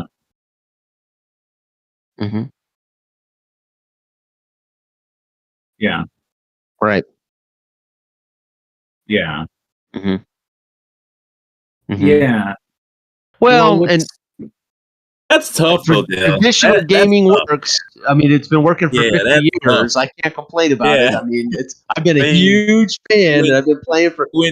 No, I know that. When you flew away it's into different. the distance, It's Dale, about style and intent. I mean, I was like, hey, Dale's gone, so since he decided to go on his own path, the least I can do is kind of Jason's fighting Beastmen and it was awesome. The ship. It felt you guys are all over the place. It was brilliant, and that game felt very much like Dark Age. Oh yeah, yep. Yeah, but I still kind of gave you guys spotlight. So sure. Yeah, I mean, I don't know. Yeah. Mm-hmm. Yeah. Mm-hmm. Correct. Right. Mm-hmm. Mm-hmm. Yeah. Well, and right. Well, or even, and really in traditional D&D, if you got a table of 5 or 6, you don't spotlight anybody. It's too many people. That's tough. So you end up running a session where they get to argue and bicker about how they're gonna hero huddle. And you're just providing them traditional. Right. You're feeding the fishing line and you're reeling them along, right? While they make decisions about right, left, forward, backward, right. Yeah. But you really don't spotlight anybody in a big D&D set. You can't. And it's just 6 players at a D&D table is, Yeah. The cool thing in a game like Barbarians and Basilisks, I literally did see the game as saying, hey, this is high adventure. This is what it says it is. And I'm going to take some agency. I don't see anywhere in the rules where as a scene, when you put us in a scene and Dale's doing his thing to get out of the shackles. I'm doing my thing. And it worked perfectly. It was beautiful. And I thought, hey, this plays with the kind of agency I want in Dark Age of Man, right? The kind of freedom to act. And the system supported. The system supported. And now I'd have been asinine to try to do it with my mind when I'm not a mindful character. So I did it with my physical, right? Mm-hmm. So I was playing my character, and it works. And the way the game is set up in scenes. And I thought, now, were you nervous to run that, David? I mean, did you feel like we were going to be loose cannon, perfect storm in that? No, that's a compliment. Perfect. I know, but were you nervous about running it? Well, no, because I know you guys' gaming style. Yeah, right. Right, culture. We know each other. I'm a loosey goosey GM anyway. Yeah, so. I fly by the seat of my pants most of the time because to me it's more enjoyable that way. Which is why I've never ever been a module guy. Ever. That's it. That's me. But then you would love that, KG Man. At some point, you'll love it. And I'm more of I think they call it like amusement park gaming or whatever. I put stuff out there and say, hey, you see that over there? Or hey, you see that? What interests you? Yep. And if you go after it, great. Because my assumption is that you guys are here because want to sit down, play, and we want to play. Yourselves. That's right. We want to play. We're not here to bump heads. Nope. You guys are here to say we're going to screw the game up as much as possible. Right. You know what I mean? It's a lot of assumptions on my, because I've got, Well, and that's the joy of finding your group and the culture of play you share with friends. And the more you play together, the more it becomes, I hate to say it, but when you're a kid, you grow up with your buddies. It's what you do. Exactly. Stranger Things is I don't care if we're all 50-something years old or whatever, right? There's a culture of play where you become very, it's easy to do any game system together, right? Once we're not out to ruin a game or ruin somebody's night, or right. Well, but we're not. Beautiful thing. Just the culture that we do amongst each other, and like I said, you guys, you guys are the type of players that I enjoy playing with because of how you approach your characters. Right. You guys are very creative with your characters. You guys are comfortable with embracing the actual culture and the world of the game. It's huge. So I mean, that's what I look for in players. Well, and that's what's so great about this system. I want players invested. Yeah.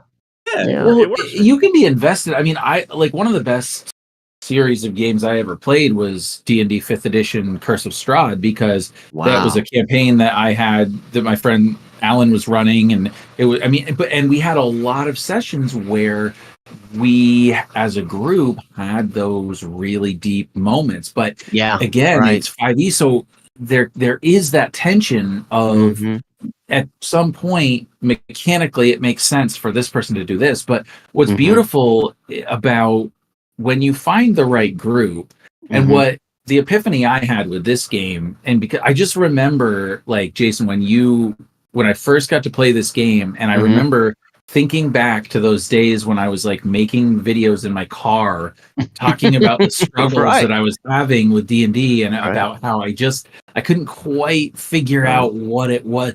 And what it does is the system allows you to buy into group play. And what I mean by that is that we are invested as much in our character as in David's character, Dell's character, right? Exactly. Like I want to have those interactions. And they're meaningful, not because of stats, but because of what you're presenting. And so like with David, it was like when he's, when we had that whole thing where it was like, oh yeah, Joy, and then she gets taken again, I immediately was like, oh shit. And so when Dell was like, go back and tell the Lord, that might have made sense actually to do that. But I was thinking like, I want David to have to do that. I mean, now, it's like the minute you guys tell who your characters are in your review, it's like, okay, that's that again. Anybody watching say this is just background bullshit, right? Well, wait a minute. Then I roll Joy is missing on the table. It's like, holy shit. It all of a sudden two of our characters are instantly invested in this dilemma, right? And that didn't increase the tension and the stakes mechanically because God, now there's an ogre. No, it was emotionally because first of all, it's the kid. Two, it's the Lord's kid. Right. So somebody has to do something. And three, David was babysitting her when it happened. And Dell was like, I don't care who, whatever. But no, just kidding. But I was like, oh no, like you can't have this happen twice. It's like I dread the moment when we have to go in and talk. You just imagine the 16-year-old Wilhelm. Yeah, right. I know. Yeah, right. I didn't know that until about 5 minutes before. Technically, for repute to work, your character would know about it. Your character would have heard the stories about Wilhelm and the board. Okay. Right. So Zabrak might not have necessarily known David's part of it. Yeah. He might not care. You might not. He would have heard my part of it. Sure. Yeah. And then he's like, I got to slap that kid down because he's getting all whatever. But yeah. Right. Oh yeah. Right. Yeah. All right. Yeah. Yeah.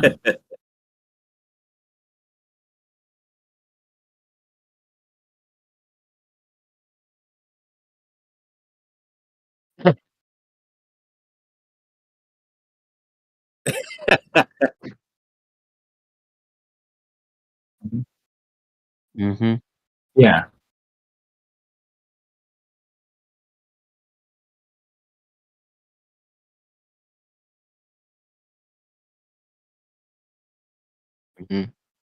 Right.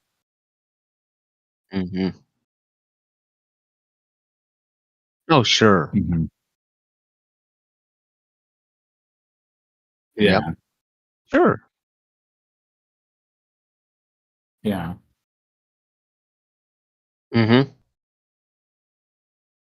Right.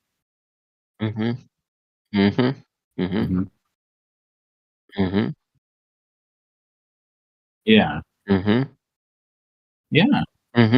And if you play with a bunch of GMs, then you get to sit and listen to everybody's story, and it's going to be good anyway. Yeah. So right. Yeah. Right. That's right.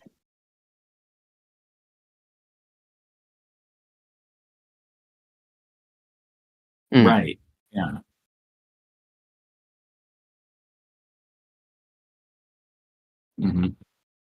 Yeah. Yeah. That's fun. That's fun. A lot of fun. But Sure, it's a different experience. Yeah, and the conceits of those kind of games, though, it's a different conceit. We're mission oriented. We're here to do a job. Right. Completely different experience. Great fun, and there's a conceit to that. Why you're playing those characters in that situation. Yeah. Well, and that's like Todd said. Well, what do we need? What do you guys need? What character do you need? And I was like, it's not that you guys need a cleric. Game. Yeah. You don't need any. Yeah, you don't need anything. Right. You know, play whatever you want. Exactly. Yeah, we can have 2 Rangers. That was very interesting. It's fine. Yeah. I thought that was very interesting. Yeah. Well, and it's amazing. And I mean, I still think about the moments with Brian's character in our games, Dell, and there were moments in the meeting with the Lord and the conversation between me as the Lord and Brian's character. And then when he met the Justicar in the field and Brian goes in and, he has this conversation and he readily tells him the Lord is in a bad way. And I'm thinking as the difficulty value just kept going up and up and up as he was telling me. Yeah. I think you could see Del and I like literally getting sick on camera as this was happening. There is this sense that the mechanics are also who you say you're on, what's happening with this conversation between me as one, and there's it's affecting the mechanics of the game, like your Viking when you guys play tested, Todd, you and David in the Viking debate, and then it came down to one roll, but then Todd at the end says, but you gotta become a Christian, and it's like, oh shit, the difficulties went, and it was this, for me, those are, as a role player, those are the moments that are also when it's about human beings and in conflict, right? Yeah. And then there's just these moments where you're so invested. Del was so invested in his character, and Falcone. When I whispered to him, this is kind of what happens to you when you burn your wife and your child on a pyre, funeral pyre, instead of burying them the Christian way. I am playing a Christian, and I drive the stake into him. But then later, when Brian says in passing, "Hey, watch that guy Martin," and he kills it, in front of all of us, and you could just see the look on our face. Sam, Brian, and I, all of us went like, "What did he just do?"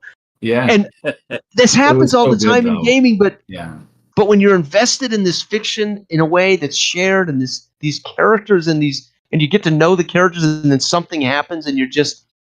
It does affect you on a different level than just, hey, that was a cool moment, or right? And those are moments you'll never forget. You come out of there going, oh fuck, I'll never forget that. I will never forget those moments, Yeah. And yeah.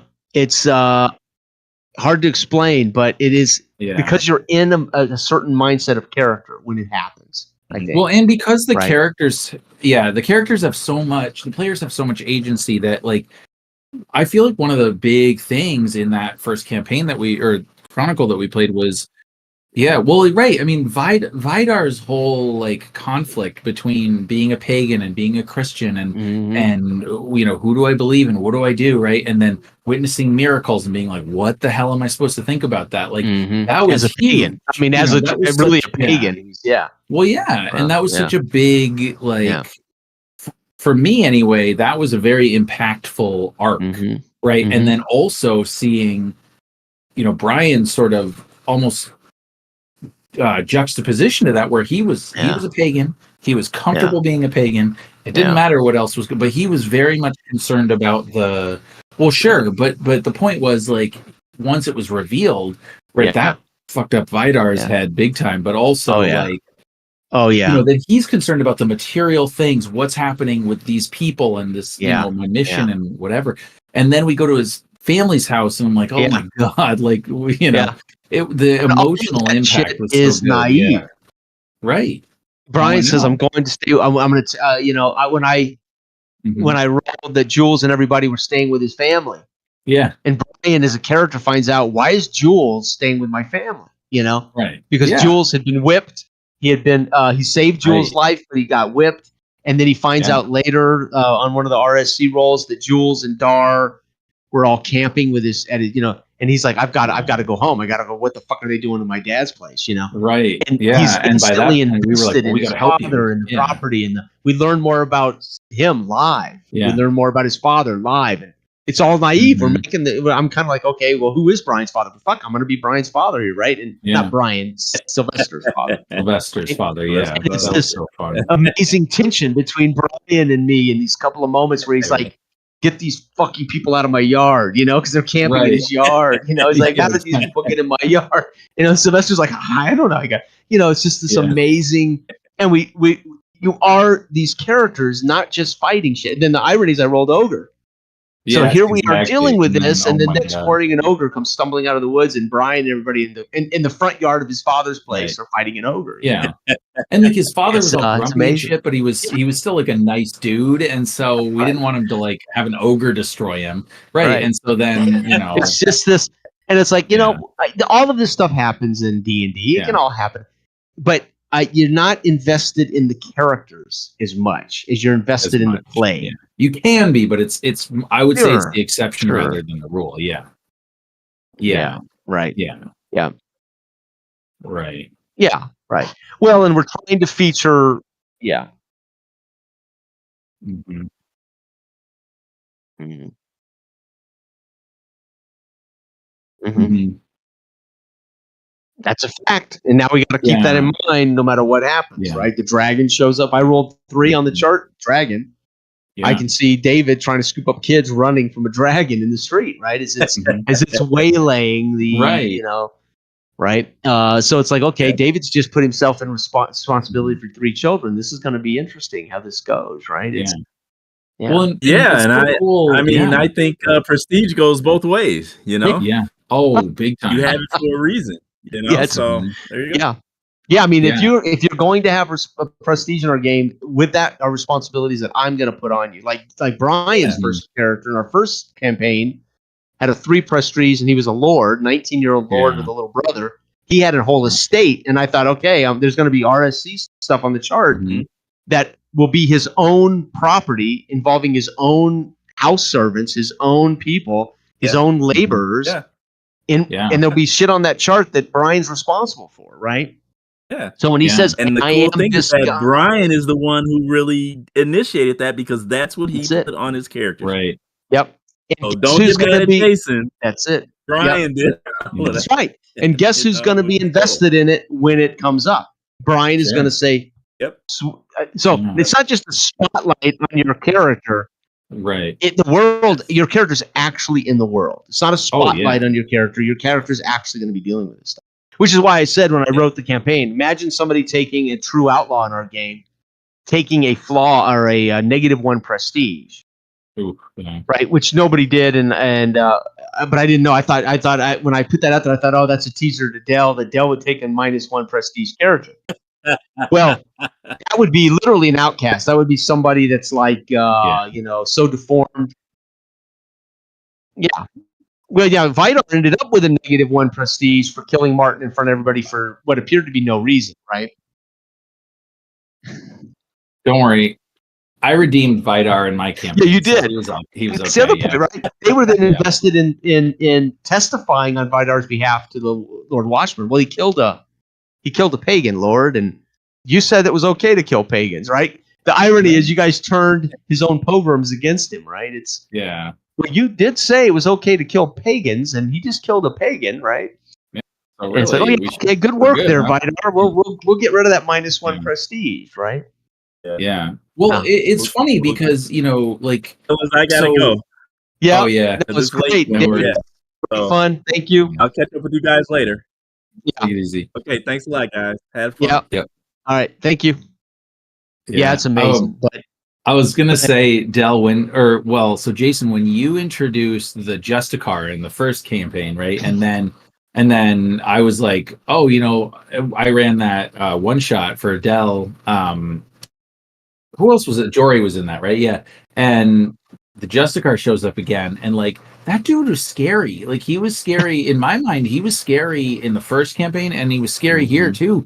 And Del was just like playing this guy where he's like, I'm just gonna taunt the shit out of him until he makes a mistake. And I was like, there's no way. Like, there's no way. And then but he just kept pushing his buttons. Wow. And so I don't know if you saw it, but basically they're in this like sort of palisaded fort, right? And the Justicar, he baits the Justicar into coming in by basically like throwing dead bodies off the wall and like giving the Blood Eagle to one of these like guys right on the wall.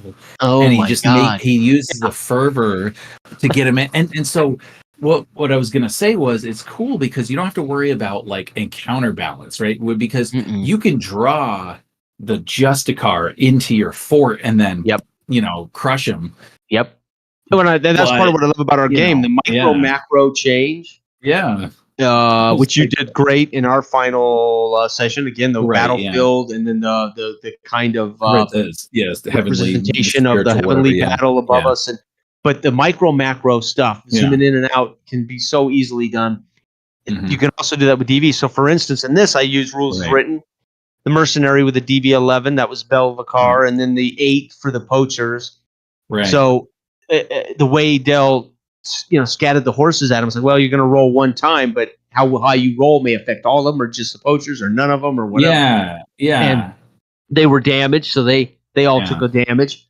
Poachers removed outside of the mob become 1 hit point. So you selected not to kill that one poacher, right? Because they were not a mob at that point. They weren't a mob. They would have been broken up. So it made him easier to take on, kill. Yeah. And then Belvar was what he was. But what's so cool about that is then we can adjust the DV based on wounds, based on the chaos, based on the folk, based on the horses, or so you just have such. It's so, and it makes such sense to say this is harder. This is easier. Most players aren't going to argue with you. Hey, it's easier now. I'm going to cast I'm going to use my shadow here in the room and block out all the light. Very simple for you to say. That's just going to make the DV for everybody harder. Right. Yeah. Super easy to do. Right. Yeah.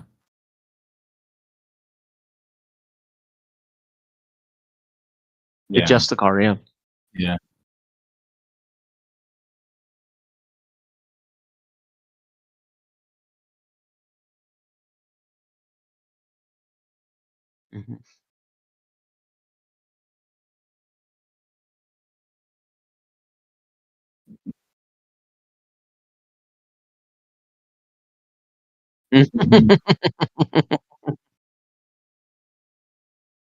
Right. Right.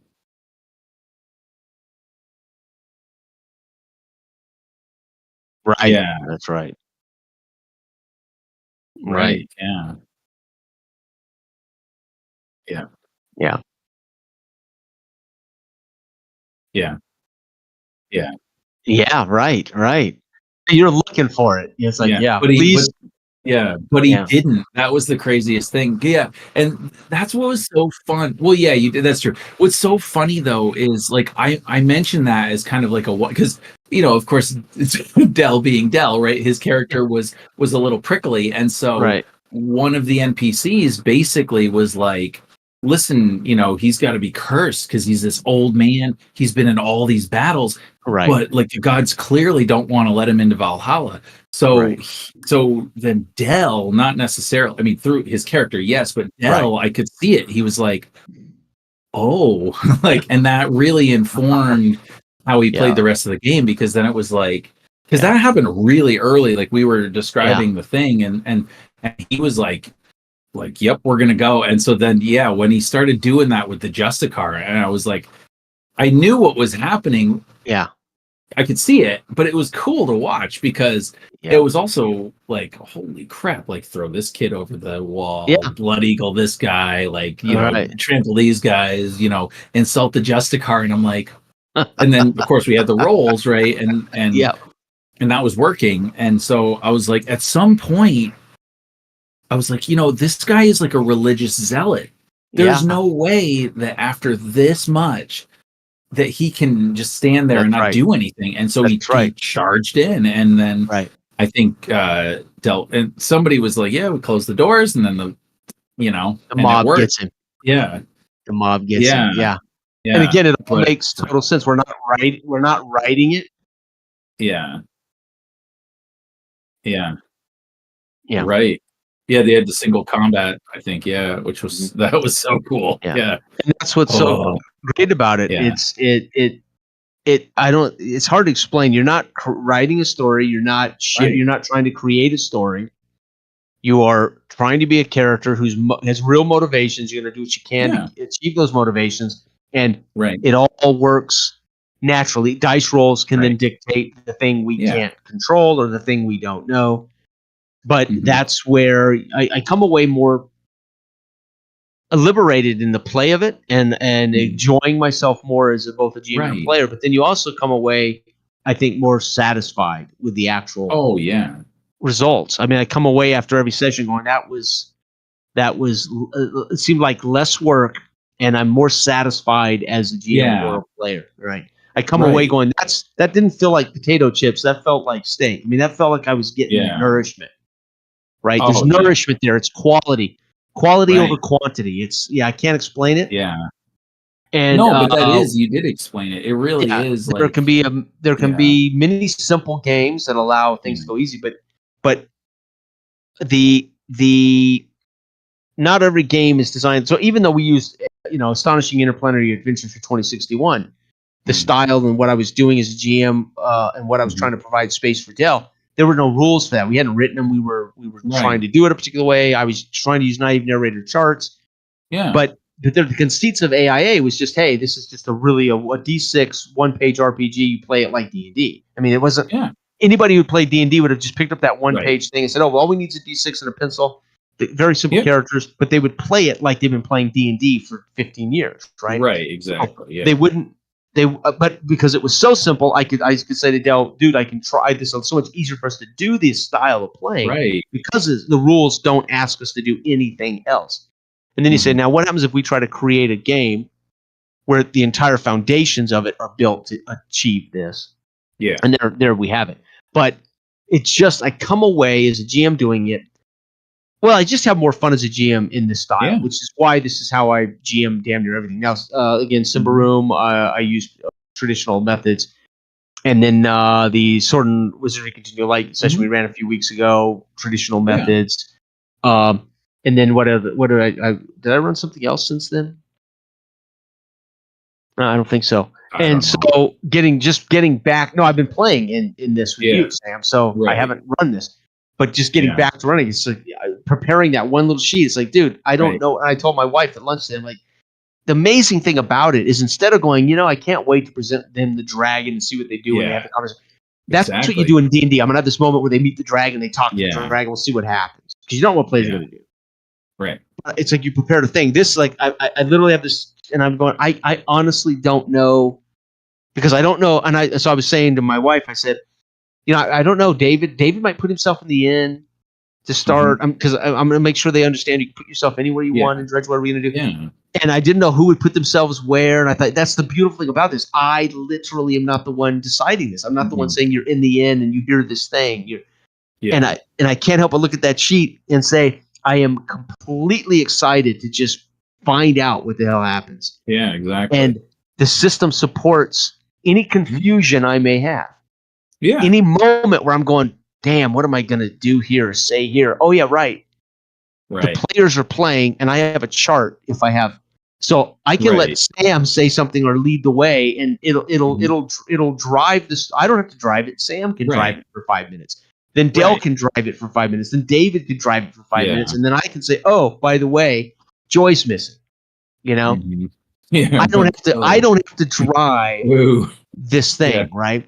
And it is, I get to be a player as a GM, really, truly. Yeah. Yeah. It's amazing. For real. That is the most amazing thing about this. Like, God, I don't know. I just, like, it's so crazy. I mean, that superhero game was really fun for me because even though, like you said, we kind of led up, we had a little more lead in and knowledge going into it, which we kind of discussed. You sort of have to in a superhero setting because you have to have kind of the but it worked and it was like it was neat and and with this, I think session zeros are good no matter what game you're running to get to know the characters, get to know what we're trying to do. But like for instance, our book says the players should tell us how they earn their 3 repute. Well, we haven't been doing that. We don't even talk about our characters until we're in the game. We learn and that's fine. And it works. And we're all veterans, and we all play a similar way. There's a culture of play that exists with us. We don't have to get too worried about this if it'll come up. But tonight I wanted to make sure that I presented how the book says, hey, get those 3 repute background, and You know, it that's gives funny. I me a skipped little over more that. information. Yeah. You Yeah. know? No, that's hugely helpful. That's And actually great. so I'm going in not complete. I'm naive about what's going to happen, but I'm not then so naive about David's character Foster, right? Exactly. Yeah. And when that gives him an opportunity to say some stuff and to give me some information, it's like, wait, he just said he has joy with it. Cool. Yeah. And then Yep. I roll whatever I rolled, 12, I think I rolled. And it's like, Yeah. holy shit, joy's missing. I thought this is what I mean by I love being surprised. Right. I love Well, being yeah. surprised. And the thing was, like, that probably wouldn't even have been that big of a deal unless if I hadn't have said, oh yeah, and it was Lord Right. Washburn's youngest daughter, and you're That's like, oh, right. Joy. And then David's exactly. like, oh, Joy. I'm like, Yeah, nope, you don't know what exactly. you It's just like, did. yeah. Yeah. So that should be part of the session. Tell us how you got you through repute. Now in session 2, we don't need to do that, right? We've already established the first session. So in session 2, we're not going to say, okay, guys, tell me about your characters. Well, we're already live. We're in play. But the awesome, book was written, and that my experience with the local group doing, I think I did 3 play tests. I can't remember. Doing that's where that rule came out of. It was so it made the game so much better just to hear their kind of character talk and story. And then when I said, Brian, tell me where you're at. Well, I'm at Voldemort. I'm chained to the basement in Voldemort's, and I'm his record keeper. I went, dude, you just put yourself away from everybody else in the game. They're all in Dredgewater, and you've put yourself a captive of Voldemort. I mean, that was amazing. And I thought, and again, because we talked about the characters, he gave us 3 repute points. He said, I'm a -1 luck. I'm going to take an extra mind or something. I said, I wouldn't do that. Yeah. And I wouldn't. he said, yeah, I'm actually a slave of Voldemort Morton. I'm his record keeper. Oh, it was like, okay, he's truly challenging the system's agencies, truly challenging whether the game can handle one player being utterly removed from the rest of the group. And it worked. Beautiful. But from that came me saying, yep. Exactly. Yeah. Yeah. That's amazing.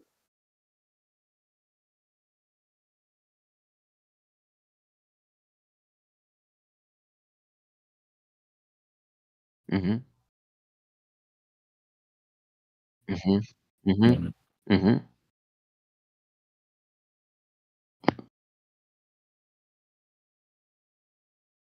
Mm-hmm. Make characters. Right. Mm-hmm.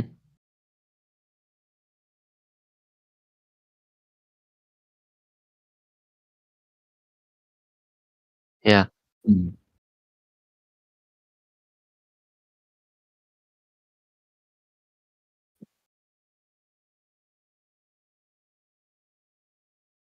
Oh shit! Right. Yeah. Makes sense of it. Makes sense of it. Yeah. Exactly. Yeah. Yeah. That's. Yeah. Yeah. Yeah. And that's where I'm playing. That's where I'm playing because it's like, okay, they're chasing the girl now, and I rolled poachers. Well, I'm not going to introduce more poachers. I'm just going to make these guys all poachers. That Voldemort Mort is then this guy's come along and said, help me kidnap this girl and all. Right, whatever. It doesn't make any difference. We don't have to know how they're together. I'm just going to add the poachers to this guy who's kidnapped the girl. You know, it's cool. It makes sense. It's cool that you described that, Del, the way Jory thought of that, because what it shows is that, you know, like clearly he is a game master that can improvise, that can think on his feet, because you know some just aren't as comfortable with it, and that's okay. But like it can be really scary. The prospect of having like a sentence or a couple of words to go with, or you know, when you said, oh, you know, haunt, and that's it. And he was able to really think like, oh, well, all right, what if we make the dog? Like, that's the best part. And when you have the GM and the players that can do that, if they can all do that, and then you put them together in this, like, they'll thrive. It would have been really interesting. I would have loved to have seen how kind of his players took to it. I know you did a bit of a recap. Yeah. You'd love to, right? How do they compare it to D&D 5th edition, too? Yeah, because like, because if they are the kind of players that really thrive on being given the chance to role play and to show their character and whatever, they're going to love it. Yeah. If they're not, then that can feel really uncomfortable, or can really be startling at first, you know, and some people embrace it and some don't, but and it's interesting because I enjoy gaming, period. Most of my D20 passion is, I won't say nostalgia, but it's because it's comfortable. It's where I grew up. It's what I did as a kid. Yeah. But the experience of that style of gaming is not as fulfilling as playing characters in a role-playing game, doing a particular, it being a character first and a combat device second, right? So to speak.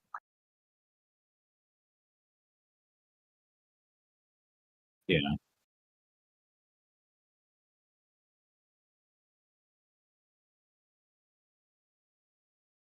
Yeah.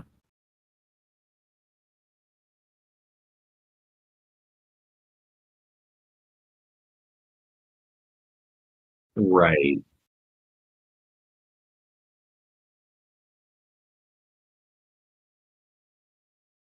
Right. Right.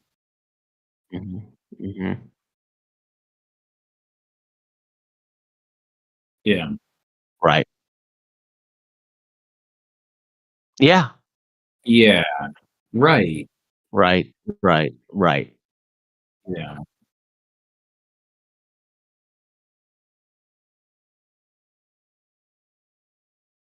The asshole of role playing? No.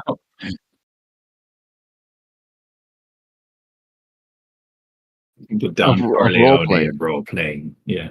No, but yeah, it's like you. Yeah.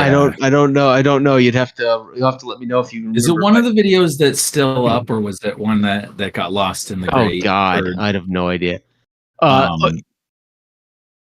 On our channel on Roleplay Cafe. Yeah. Oh, okay. Yeah. Well, yeah. Unfortunately, I've lost a lot of videos that I guess people liked. I don't know. You think they must. People did. I did. Yeah. Yeah. But, no, it's fascinating, and I enjoy the hobby. Period. I enjoy games. I enjoy all kinds. But when it comes down to it, it is very satisfying to be surprised and to experience this hobby that I've been doing for 30 years, 40 years, right? I took 18 years off. Experience it completely differently, and to find out, oh yeah, right, you know what? It works, and you can trust simple mechanics, and you can trust the players to, as Dell has always said, no one wants to be the one to fart at the table. No one's going to be the one to ruin the soup, right? No one's going to put the wrong ingredient in the soup, right? Yeah. That doesn't mean you won't have that one guy that's got a low EQ, right? That's why when you get cultural play at a table together, say, okay, we're looking at that IQ is nice, but EQ is even better when you're dealing with people, right? A high EQ is nice. And you could get the guy at the table that just is not real, and they're gonna kind of not get it. But that's not necessarily on purpose. It's just the nature of the personality of the person. Right. But for the most part, right. And that it's right. That's well, it's like when Dell is describing, like in this session, right? It's like when he, I'm going to take the guy's head off. Like it wasn't just this sort of flippant, like, oh yeah, well, that's the prudent thing to do. Like there was this deeper reasoning behind that, and it, obviously, like it didn't fully come out, right? But that's neat to see that where, and sometimes that can still come out in other systems, but you're right, a lot of the time, you're kind of just there to have fun, play with your friends, roll some dice, eat some food, whatever, and that's cool. And other times you want to to me, I describe it almost as like channeling another being. As weird as it sounds, but it is. It's like that's role playing. You're literally channeling this persona that you then get to be within this collective, fiction, shared narrative, right? The magic circle, we call it in theater, right? The magic circle, right? I mean, obviously, the difference is clearly acting. You're directed. Yeah. You're told what to say, Right. and you're told where to You go. have a script. Right. Yeah. Right. Obviously, I've said before, role playing is not acting. It's not even remotely the same at all.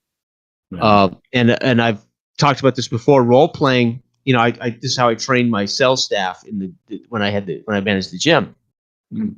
You role play. I train you. I teach you how to sell.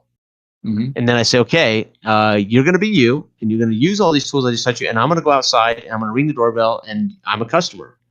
Mm-hmm. And they're like, oh, okay, you're my boss. Okay, I'm going to come in that door, pretending to be somebody completely, and at first they're so they're cracking up, and they're laughing because they're like, dude, I'm acting like some guy from Texas who'd come in and going, I want to get fit. My doctor says I'm going to have, and then they'll eventually like, oh wait, I get it, and then they get to learn how to, right, and it's like that's role playing, right? Now, what happens when you're asking somebody to say, now don't be you, but be an elf, right, with magical powers, and I'm going to play the guy from Texas. Just look at right, you know what I mean? So in role playing, you're asking people, don't be you as an avatar elf, be the elf, right now. And I'll role play out the Goblin King, right? Right. So, and oftentimes you're not asking them; they're saying, "Hey, can I be the elf?" And you're like, "Yeah, no problem." Like, that's it. I don't know what that means, but go for it. Like, let's see how you want to put yourself in their mindset, not in the how do I act like an elf. No, you just putting yourself in the mindset of this human being that isn't you, this thing that isn't you. And some people have an agenda. They want to play Aragorn, right? They've watched the movies, they've read the books, they love Aragorn, and they want to be Aragorn. Mm-hmm. But for them in D&D, that means a badass with a sword that kills everything. Right. Well, that's true, but there's more to being Aragorn than just that. Exactly. Right? Yeah. That's tough because so it could take a long time to feel like Aragorn in D&D. And it could take a long time actually to play that out. You want to go slaughter that Helm's Deep worth of orcs, right? Okay, so you got 3 weeks, like and so I think that's part of the problem, as Dale says, with the combat based games. It does poison, because when you make a character in old D&D, I'll talk about just old D&D, and I'm looking at my chart, I roll up my weapon, what's in the book? Well, it's just armor and weapons. Right. So clearly this is a fighting game. This is a game where we're going to fight and kill shit, right? You're not even thinking about your character being anything other than a fighter or a cleric or, a healer. Except or whatever. It's confusing because fighting is so damn dangerous that you're like, wait a minute, you made a fighting game, but like, I don't want to fight because I'm going to die. Yeah, you're going to die. Exactly. Well, that's kind of what I call it. Can we just make it a thieving game? Like, everybody tells me it's so funny. When I first talked to Eric years ago on I can't remember Eric's last name, and he made the comment about because he loved Call of Cthulhu, and he said, "But you're not supposed to fight in Call of Cthulhu. You can't do that. You'll die." And I said to him, "Yeah, you shouldn't be fighting in D&D either. You're gonna die." So the irony is D&D, you're supposed to jump, attack, and fight everything. Well, you end up dead. Well, when he said that about Call of Cthulhu, you're not supposed to fight in Call of Cthulhu. You'll die. Right.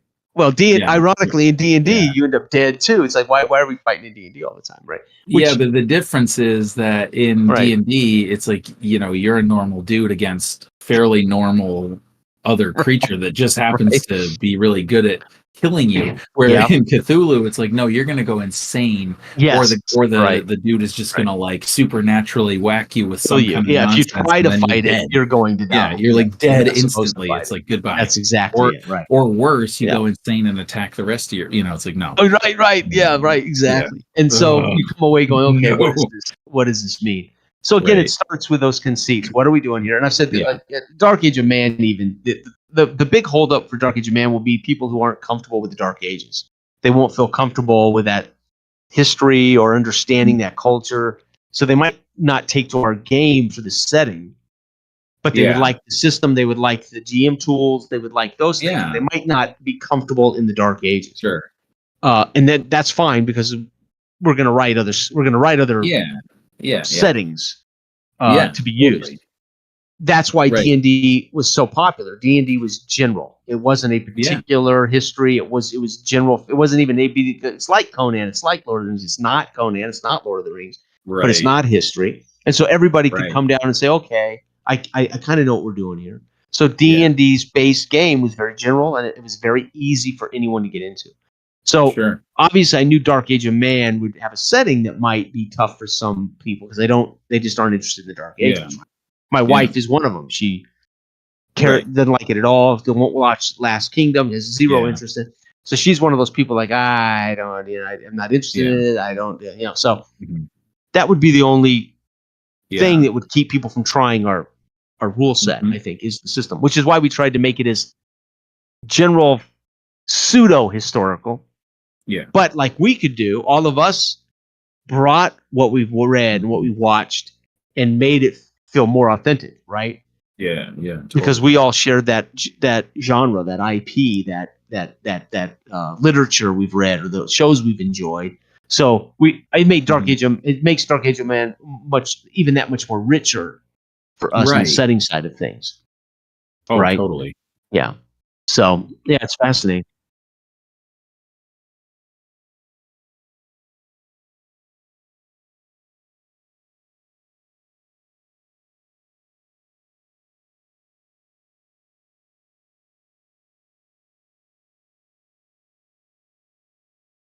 Right. Right. Right. Yeah. Right. Can I roll investigate? It's like, well, how do you want to invest? Right. Yeah. Well, and the discomfort of, am I allowed to talk, and what am I allowed to say, and is this the GM's domain? Am I going to step on their toes? Right. Versus, where here it's like, no, like we're going to give you as much rope as you want to hang yourself with. That's right. But it will be a fair trial because we will roll dice and we will tell you this is what you're getting into. Yeah. Do you want to keep going? Yeah, exactly. Well, the same with the more we give, the richer our characters are invested in it. I've got 2 IA robots in Dark Age of Heroes. Those can be a tool, but they can also become a pain in my ass. You can use them to introduce siege. You can use them, but my character is that much more involved in the session when one of the seeds involves my house or my robot or my. Now I'm even more invested as a character. Right. Yeah. Exactly. So you really do feel, even if it's not a spotlight on your character, that you are the hero or you are the protagonist, which is why we debated. I think Del and I debated on calling player characters protagonists. You are the protagonist, right? Right. You matter more than anybody else. Right. Yeah. Yeah.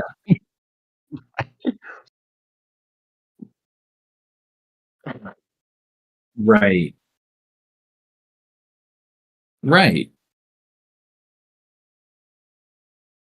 Yeah. Yeah.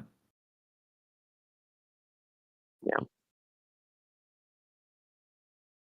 Oh, yeah. Right.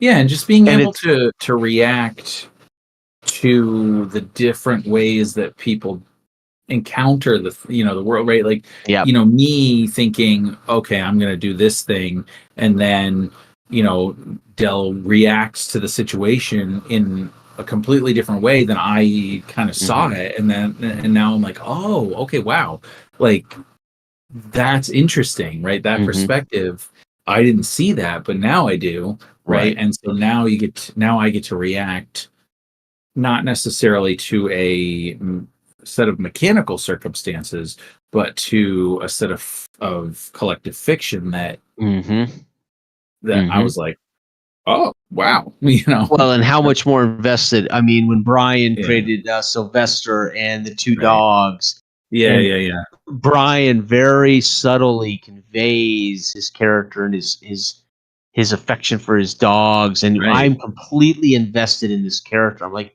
fucking Sylvester, and then you with Henry, and all of those trappings invest us in these characters. Yeah, as a GM, exactly. I'm invested in. Right. And you're like, this is amazing how Brian is dealing with these issues. It's amazing how Del is dealing with these variables. And you start seeing the characters and you start seeing the depth and you start going, shit, now it's meaningful. And oh, by the way, now something is threatened.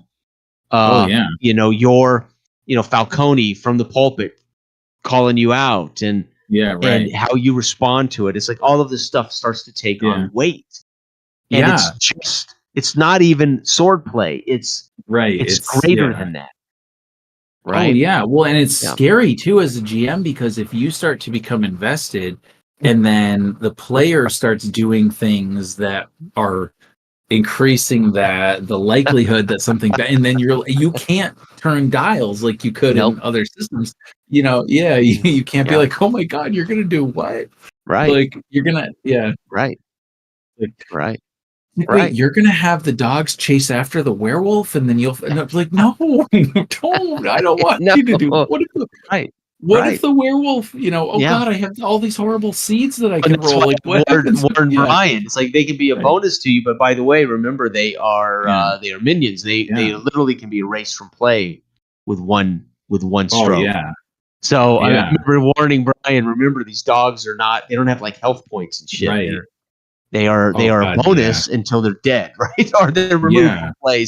So it's like, I understand that. I'm like, okay, because then you're suddenly invested in his dogs, and they're just right, and then he's you'll do stupid things from a like gameplay perspective, right? That you might not do otherwise because you care about these damn fictional dogs. Yeah, and you're like, yep, I'm going to put myself into a worse situation to try to save these dogs that aren't even real, but they feel real.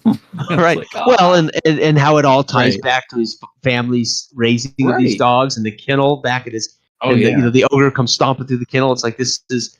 All of it takes on more weight because it's meaningful to Brian's character, right? Yeah.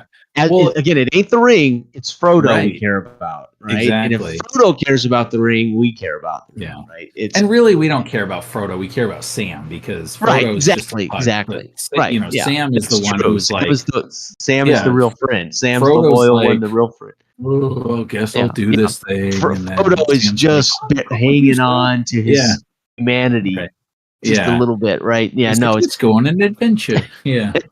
No, it's brilliant. And it's I mean, again, the Barbarians of Lemuria was amazing because it played it played as fast as I wanted to play. It played as true to what the mechanics claim it's going to be. And so I'm fully invested in the fluidity in which I can be and roll dice. So in that sense, functions, right? It may function on a little more higher difficulty mechanic level in that there would be certain mechanical meta things that would affect play. Like, I'm going to use my career here. So there's going to be some meta conversation that heightens the bonuses. And I was telling my wife, the reality is we're all really so comfortable with this that when we play Dark Age of Heroes or we play Dark Age of Man together, us three, it's invisible. The system is completely invisible, which is what I want. I want everybody to buy my game, read the book, get comfortable with it, play a few times, and then hopefully for them it becomes completely invisible, and they understand what I see immersive play can be as complete characters. And the GM isn't busting his ass every week to create a story for the players to engage in. And I want everybody to play that invisible system, that system that supports everything you got to do as a GM. Worst case scenario, I'm just flexing the DV up or down. That's the most I have to really worry about at the worst possible scenario. And as you realize that, and the mechanics support, there's never this moment where you go, oh, how do I do bombs again? Let me look that up, page 86. There's just never that moment where you're like, how do we do mass combat in this again? Yeah, exactly. And then we're micro and mass combat. We're macro and mass combat. We're micro and mass combat. Right. And you just start realizing, holy shit, we can have these epic sessions that feel like you're reading your favorite book or watching your favorite show, but you're actually the characters.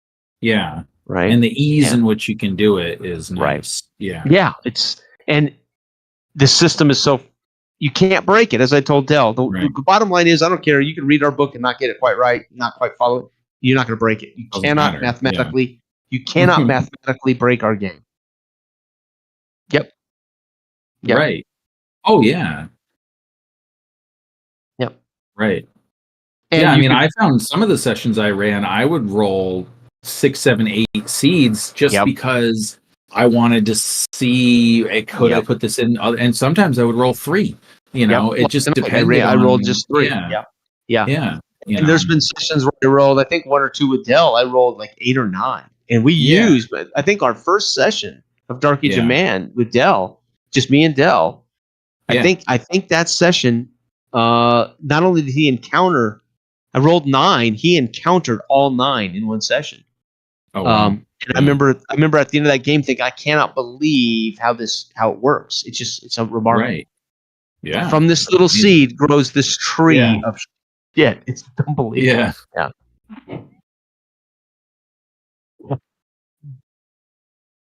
Yeah. Right.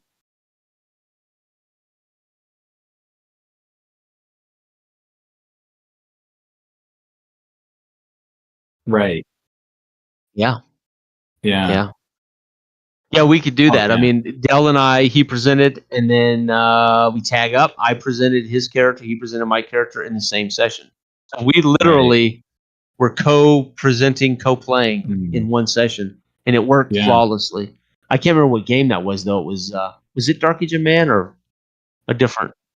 It was Dark Age of Man, yeah. Nice. You could do that. I mean, all 3 of us, we could do that, right? Oh, yeah. Yeah, right. Mm-hmm. Yeah. Well, I think it would be a lot of fun to switch the GM chairs from time to time in the Chronicle just to see. Even this series of 7, I don't care if we rotate in this. Right. Again, you're just going to make one sheet, and you already know. The only new one next time would be I would be introducing a character while Dell's whoever GMs it sits out, right? Yeah, exactly. And it works, and as well as we did with Themborum, which is a pretty it's not complicated, but it's more complicated and rich with IP and lore. And Dark Age of Man would be so easy to rotate GMs on a weekly basis or a month. And it would be remarkable, right? Because it's not difficult to keep track of what's happened. It's not difficult to keep track of the NPCs because we pretty much know them, you know. So I would love to do that. It would be great to the next session among these campaigns could be a different GM. It doesn't have to be me next time, right? And we had a perfect ending here, right? This kind of drew the curtain on you guys wrapping up this saving of joy. So the next session of this could be someone else GMing, right? Yeah. So So yeah.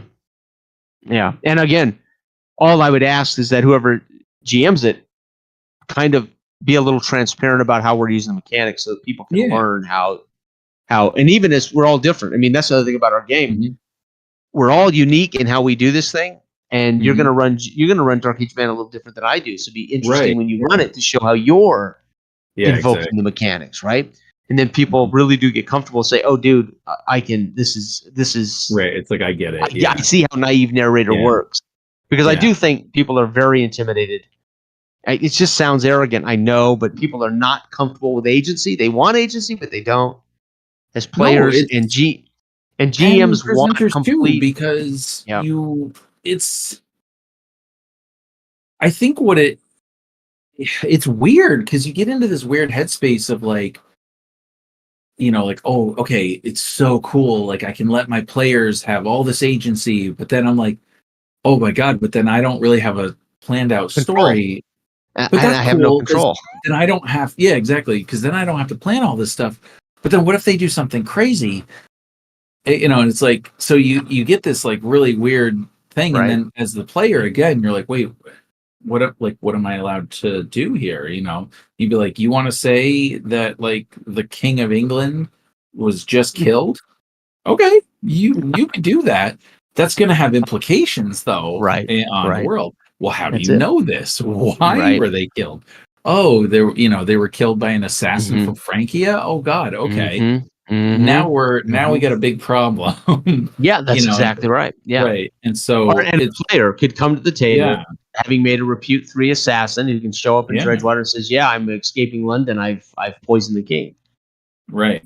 Yeah, and we're like, and you're like, okay, well, now you've just given me a whole slew of shit to throw at this character, right? Yeah, but that it gets to be an assassin who has just killed the king, right? And then you're like, oh God, like, I don't. And how many players have you ever had at your table of D&D that want to be that guy so bad, but D&D didn't let you be that guy?